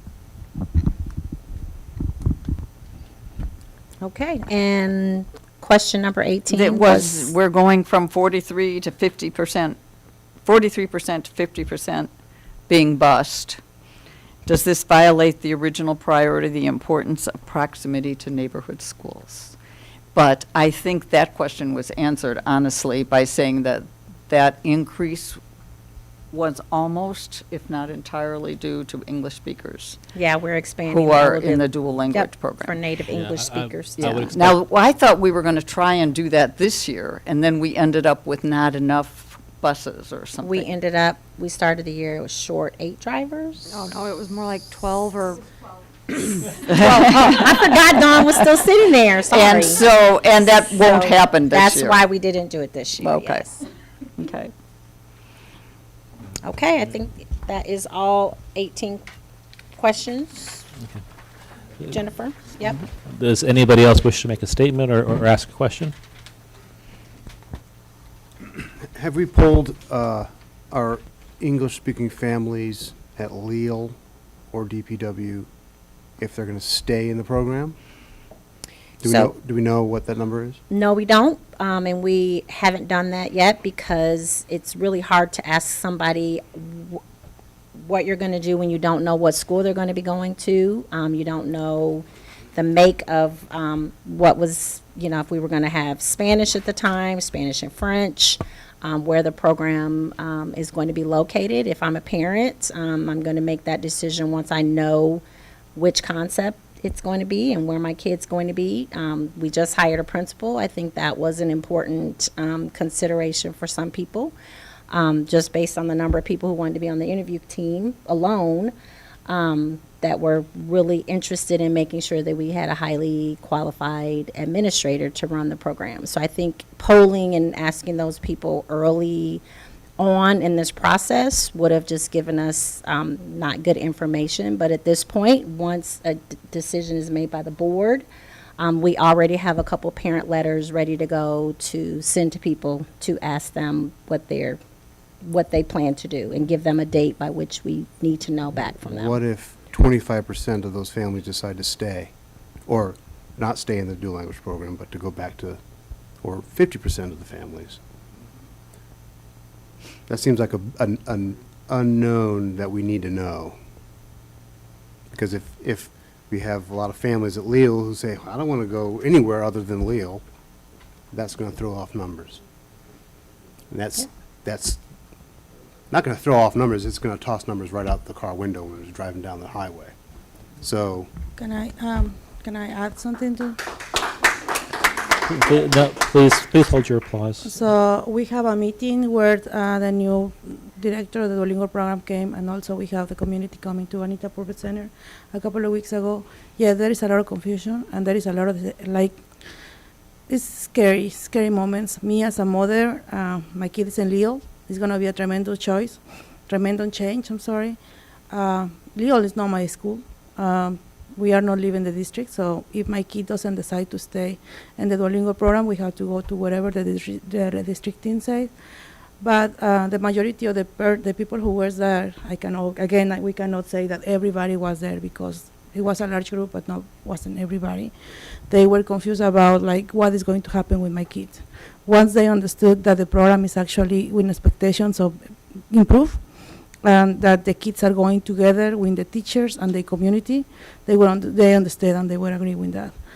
When I asked my kid about it, he's 8 years old. I asked him, hey, this is happening, the program is going to move. What do you want to do? He speaks English, he's his first language. Mm-hmm. So I thought he would say, I want to stay where my friends are. And he has friends in both parts of the program. His answer was very sweet, and he said, I'm going to go where I can learn Spanish, Mommy. So I don't know if that answered the questions, but I feel like if the intention for this program to get together is to improve the program, as a parent, I feel confident that moving my kid is going to result. Even so, all my life is going to be chaotic. anecdotally, that's fine, said Lolly, but we haven't asked any other families. So that's one family. We don't know how many other families are going to. We don't know, and that's important to know. Because if it's 10 families, say 10 kids, that's a lot of kids. That's half a class. So apparently we're just, sorry. So let's just again go with the Well, I'm just saying, hypotheticals. due diligence, man. Due I diligence, agree, come but on. let's go with the hypotheticals, because like you said, we don't have information. But what we do have is enrollment numbers right now. Right now, between Spanish DL and French DL, if they this year had been in one building already, it would have been a little less than 500 kids. About 150 of those students are students that are families that are English dominant. So if all 150 families that have applied to be in this program for the past 6 years were to say, I'm not going, which I would be shocked if every single one said that they weren't, that's still 350 kids that would be in that building, which is a building. Let me finish. Our ELL students in a whole building, in the graphic that I sent you, Sherry, I believe it was about 65%, sorry, I don't have my computer, of our ELL students across the district, we have a fraction of them that have waived services. Because what you're saying for them is not, I don't want the dual language program. It's that I don't want any EL services for my child I'm not and our talking about them. families. I'm not talking about the emergent. He's talking about the He's talking about the English hy- dominant families. He's talking about Dominant families. That won't want to And live if, with. let's say hypothetically, if all of them leave, that leaves the program 350 100% students. emergent English language learners. So it throws the whole 50-50. Again, thing that's out the window. assuming Well, you're that saying they are hypothetically. all Spanish, Hypothetically- that they are all only hypothetically- Spanish speakers. Please. Lupe, let me speak. Hypothetically, we're screwing ourselves by not asking these questions. Right? Thank you. That's your opinion. It's not opinion, it's a fact. It's a fact. Okay, I'm done. I would add really quickly, our response rate on surveys has John, not been good. And so don't we talk could do about- that. Don't talk but- about surveys. I'm sick of surveys in this community because they don't work. I am too. Okay, so don't bring up surveys. I'm sorry. Ben, is there anything else you want to ask? I'm done. Anybody else wish to make a statement or ask a question?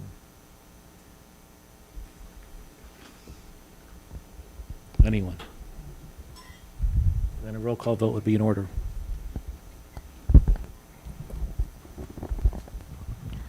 I don't know where to start. Member Stanton. Yes. Member Hickson. No. Member Jones. Yes. Member Baxley. No. Member Langendorf, yes. Vice President Exum. Yes. President Pulowski. No. Passes 4-3.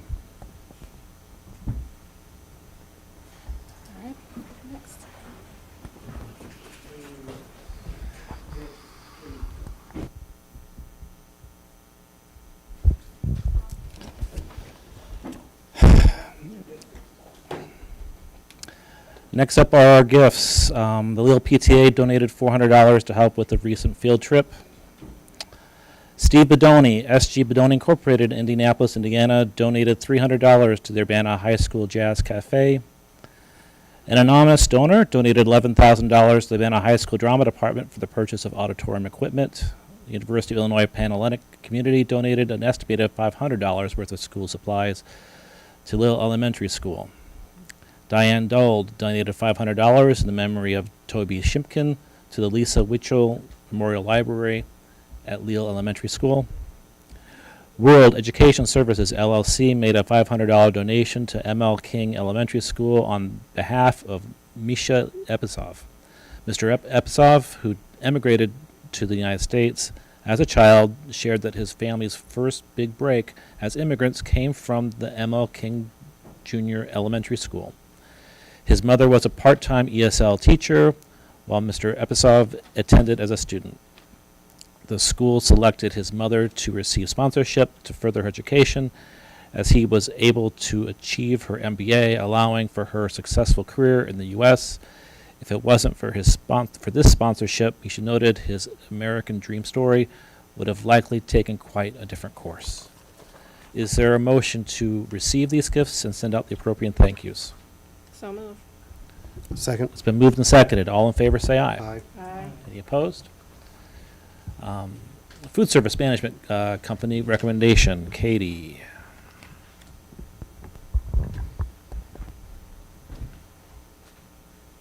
as previously discussed, did we discuss this? I can't remember. I'm really tired.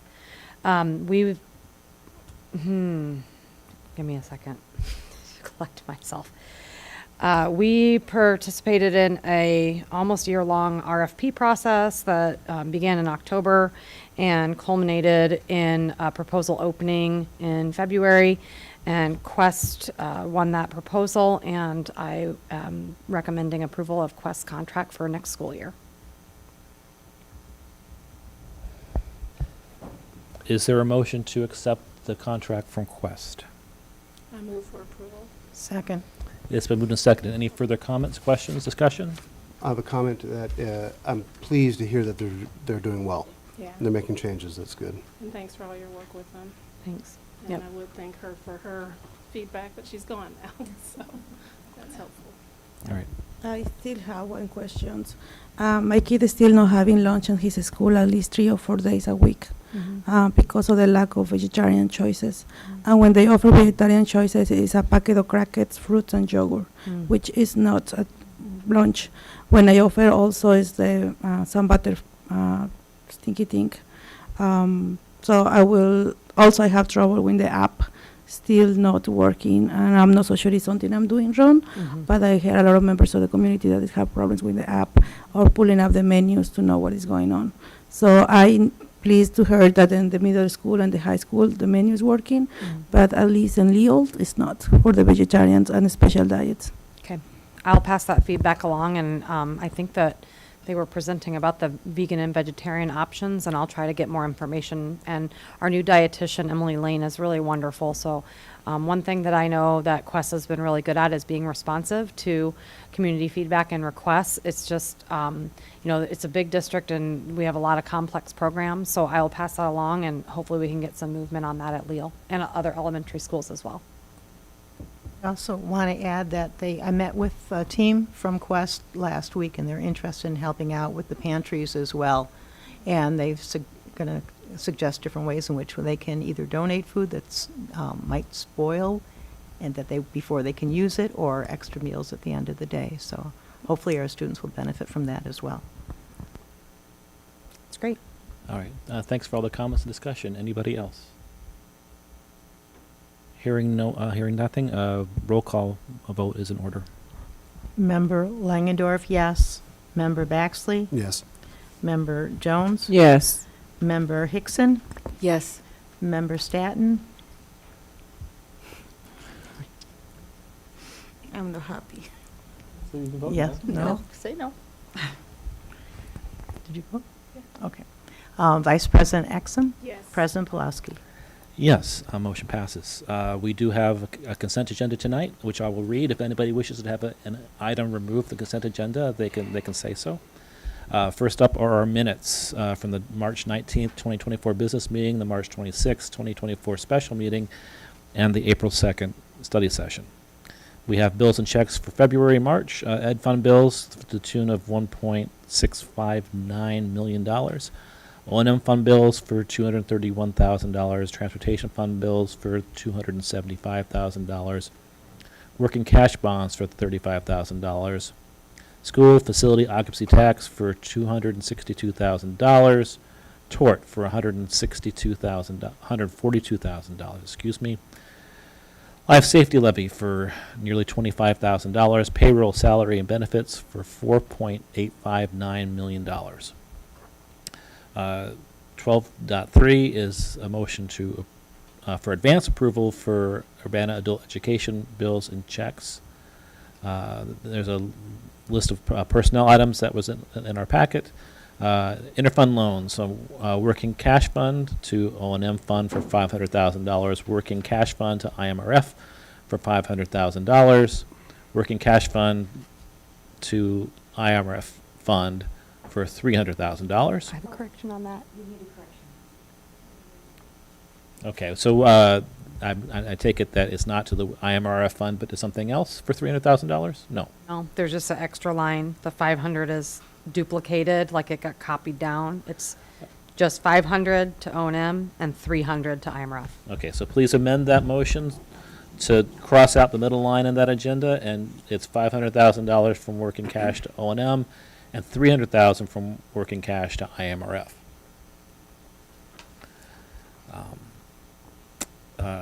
12.6 is appointment of our school treasurer. Dr. Preston L. Williams will be seeking approval to appoint him as school treasurer for the 24-25 school year at a salary of $5,200, which is not an increase. 12.7 is appointment of school auditor. We're requesting to appoint Forvis LLP as auditors for the 2023-2024 audit with a fee of $53,300, which is a $3,400 increase from the 2022-2023 audit. There will also be a $2,500 fee for the Illinois Community College Board Association, for the Illinois Community College Board Adult Education Literacy Grant Audit. First increase since 2017-18. 12.8 is a resolution of authorizing and directing the sale or disposal of personal property.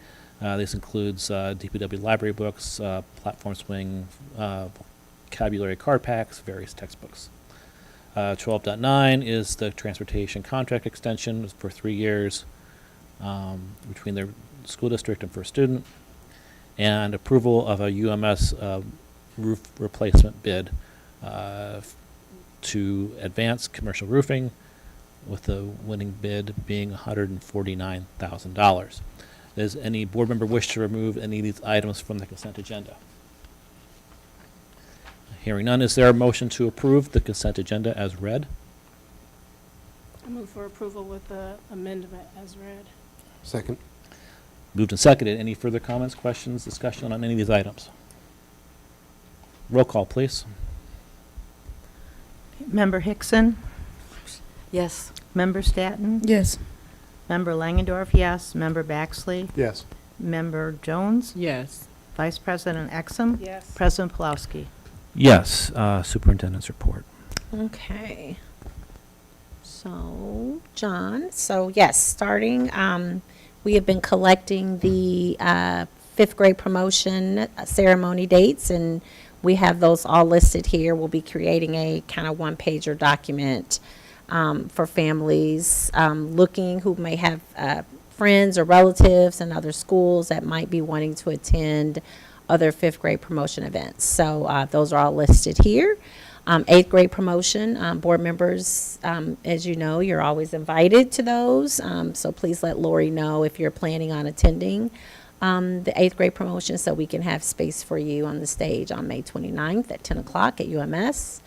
And have board members already received the information from UHS around robes and graduation apparel yet? Okay, so that is probably coming very soon because they're already working on some of those things. So graduation is set for Thursday, May 23rd at 6 at State Farm Center, and board members are also invited to participate in that as well. Next week is Young Authors. Young Authors is a long-standing tradition in our district where we honor and recognize our creative writers and our students who for which writing is a passion of theirs. And it is, remind me, Kim, iHotel? Yes. So it is next Tuesday at the iHotel. Our speaker is Marion Malone. Our UHS student performances are always fun to watch if you're interested and want to see those in the afternoon. This UHS students from the theater department usually choose a couple of different stories or some of the written work of the students, and they perform it. So the students get to see their work live. So that's really exciting. So that is next Tuesday, April 23rd. Paulina already talked a little bit about the band celebration, so we're really looking forward to that this Saturday at UHS, and we have over 100 alumni who are signed up to come and be part of the alumni band concert and just the reception. There is an actual program, so there will be several people on program who will also be speaking that night. The UHS Girls Soccer Showcase was on Sunday at the University of Illinois. I was sorry I had to miss that. I was looking forward to it. I was instead at the memorial service for Dr. Will Patterson was at almost the exact same time, so I wasn't able to go to the showcase, but it sounds like our girls did a great job and really represented Urbana High School well. So that was a great event. An oratorical. Tori was probably going to do this. So you want to do it? Okay. So one of our former student ambassadors, Michael Turner, he is currently a junior at UHS, won the first place state level Optimist Club International Oratorical Competition.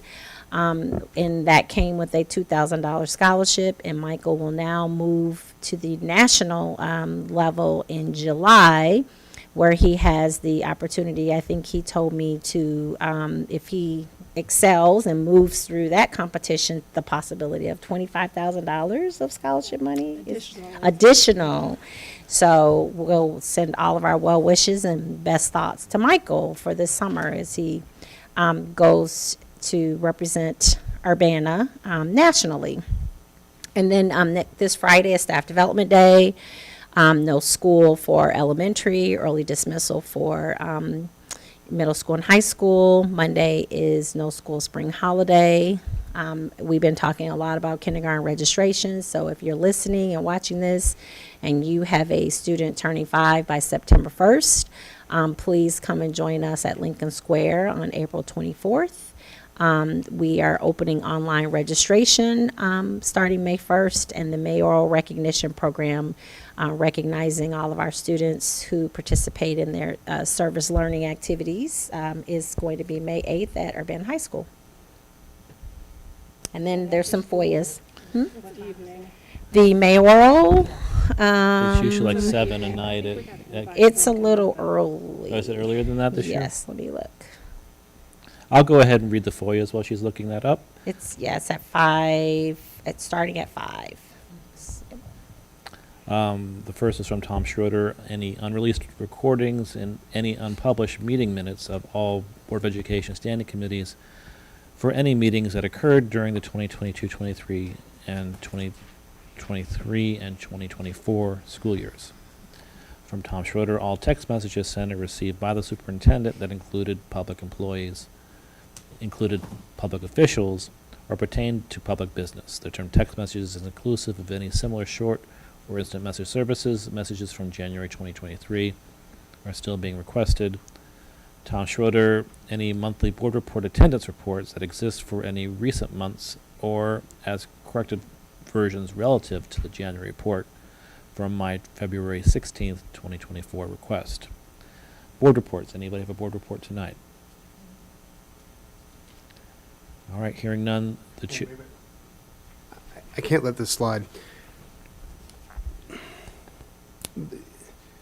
Your concerns with Jennifer's questions struck me. I've known Jennifer Hickson practically my entire life, and there's not a racist bone in her body. So I'm standing up for her because you felt her questions, you didn't like them. I don't want you to think that she's racist, or well. Yeah, I don't. It was implied. It was implied. I didn't appreciate the racial undertones. There's no but. Yes, but listen, there are no undertones. I didn't find any undertones. I know her very well. Everybody doesn't know her very well, though. I know her And very there well. were racial undertones. Could you say that again? Yeah. For anybody to have. Okay, Yeah. okay, It's not something But that it's- should be questioning. Yeah, I mean, if nobody's somebody saying else questioning has it. opinion. I did- Listen, this is board reports, one person at a time. He's gotta- I'm standing up for our new board member. Okay. Okay, that's all I'm doing. And- Giving my opinion on who she is as a person. Okay? Don't discount my opinion. No, we're not discounting. No one's discounting it. And I'm really sorry if I inelegantly stated that comment. I truly am sorry if I did that. I really was talking about the fact that we have students who are very low income, you know, they're low income kids. And I wasn't talking about them, you know, they're, So and they are not making progress. And that worries me more than somebody thinking I'm a bad person. Yeah, and I guess I want to clarify for Ben, no one was calling you a racist. I was taking issue with the way the the questions were phrased. So I guess what I would like to do, Jennifer, is work with you on the way that even just what you just said about low-income kids. There's an undertone that low-income kids perform low because they're low-income kids. Right. So I want to work with you a little bit on your language and the way you're phrasing things. So I guess that was the issue that I was taking with it, Ben. I wasn't calling her a racist. The way the questions were phrased and the way they were worded very much made me feel, and maybe I took it too personally as a black woman, that we were making undertone comments around the students' ability to perform and learn because they were black, because they're poor, because they're low income. So I would like to work with you on just rephrasing some of the way that you're posing those questions, because that hit me very personally, because that is how the people at Dr. Williams feel all the time when we have people in this community doing everything they can to fight to keep their kids out of that school, when we have a lot of people who are there who love Dr. Williams, they love their experience, they love their teachers, they think their kids are getting the best education, just as good as the people here from Yankee Ridge tonight. And so I just want us to be careful when we say things about that community, that we're not making broad statements around the ability for children to learn because they're black, because they're SPED, because they're poor and maybe low income, or an ELL. So that was what I was trying to say, Ben. So it wasn't a personal attack on Jennifer. It was the way the questions were phrased. So in the future, if you want to share some of those things with us ahead of time, then maybe I can kind of say, hey, maybe you might want to rephrase that, because someone sitting in the audience may take issue with the way that you've written that. I guess that is my advice, and I'm willing to work with you on that if you're willing to take that. But again, I was not calling anybody a racist. I was taking issue with the way the questions were written. Can I point out something too? Yes. I mean, the way how also you referred about the segregation for the Latino community. As Lupe said, we are not the same. And we have multi-racist kids. Like my kid, my husband is white, and I'm Latina, I'm from Mexico. He doesn't identify like Latino or any other. And it really kind of bothered me when you say it. And it snappy a little bit. I'm sorry if I offend you or did something. But yeah, when you refer to a group which is underprivileged right now, and kids coming saying all the privilege they're going to lose, and we don't think about the needs that are already happening in our community, in my community, my kids don't have that privilege that other kids come here to refer, don't losing it. So I don't know. And I agree. And I wish all kids could have that privilege. And I was going from the comments that I thought the Bilingual Advisory Committee made. And that Bilingual Advisory Committee person said that they were worried about segregation. The two chairs were. The two chairs were. Yeah, the chair said that, so I just assumed it was I thought it was a committee report. Right. Maybe it wasn't a committee report.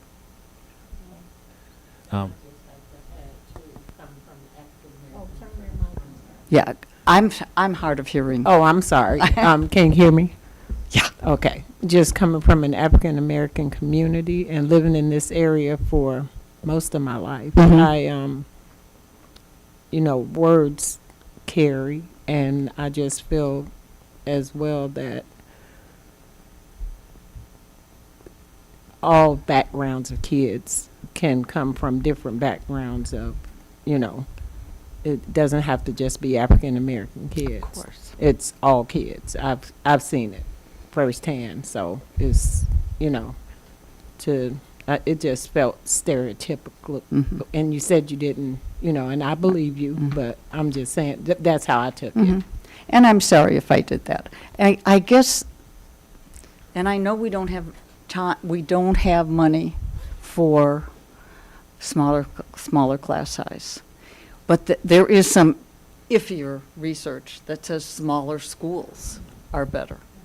And so having this group of students who is having difficulty improving, would they be better off in smaller schools? Even if, you know, I really am looking at that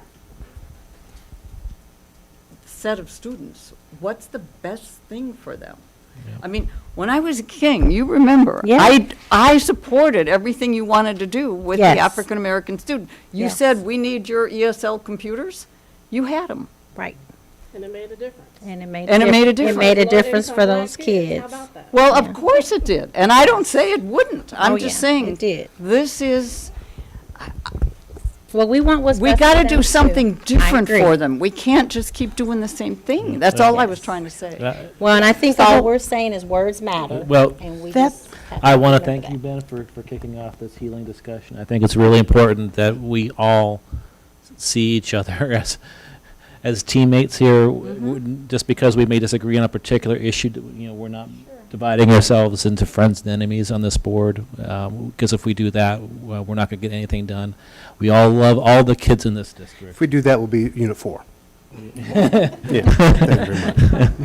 I'd They're also, unquote that. But, you know, we you know,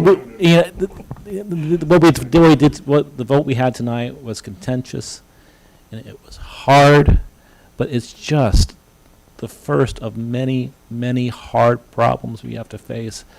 We have a strategic planning process where we're going to engage the community in helping us crack the issues we have with regards to, you know, coming up with the money for programs, dealing with student behavior issues. The list goes on and on and on. So let's keep this collaborative working. I'm sorry, I'm tired. I'm losing words. And respectful. And respectful. So Otherwise, it will impact staff recruitment and retention. absolutely.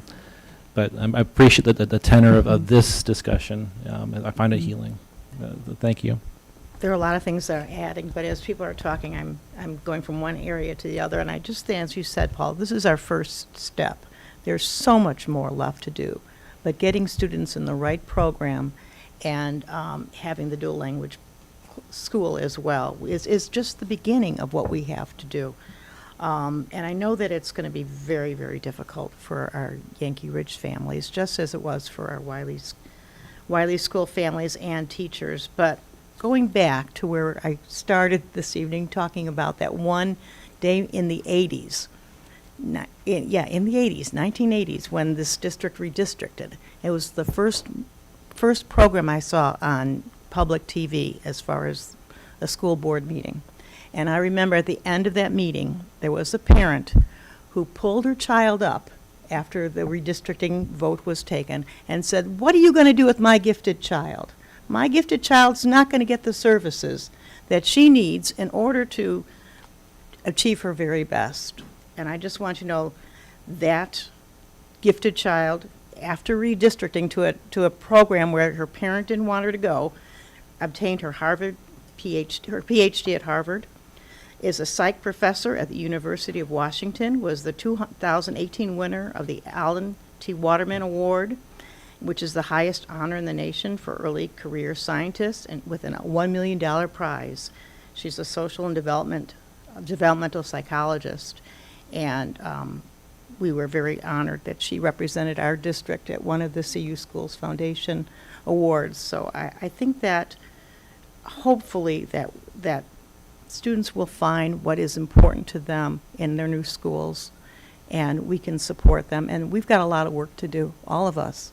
And we're here to support the administration in any ways that we can in order to achieve the goals that we have for our students. Thank you. Lori, gave me two quick things to remind. So all of us need to submit our statement of economic interest forms to the county clerk. So if you need help doing that, contact Lori, but there's a website you can go to from the county clerk's office where you can submit that online. There's also paper forms. Yeah, it needs to be Just copy what we did last year. And I would add, when you go in, it defaults to 2023, and you have to I manually made click that mistake. So yeah, 2024. when you log into the site, it shows 2023, and you fill the form out and submit it. You need to click on the drop down and change it to 2024. And it will pull your info over, so Yeah, if yeah. nothing's changed, it'll be simple. You can do paper, but it's easier for some people to do it online. It will show your historical ones, so it'll save it from year to year for you if you do it electronically. And Jennifer, But it's- we it's- haven't turned your information into the circuit clerk, so he probably doesn't have her. You wouldn't in have a there login yet. So if I were you, I would just do the paper one and let us turn it in for you. The other thing is that the mentoring banquet invites that are at our seats, make sure we RSVP to Angie Armstrong.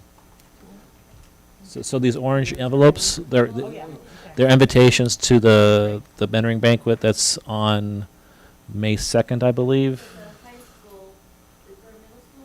There's an element, Well, there's 3 different so ones. please read them, and if you're going to go, please let Angie Armstrong know. And the retirement email came out today Okay. for the retirement. I didn't see that one. Oh. We'll follow up with email. Does anybody else wish to make a board report? If not, the chair would entertain a motion to adjourn.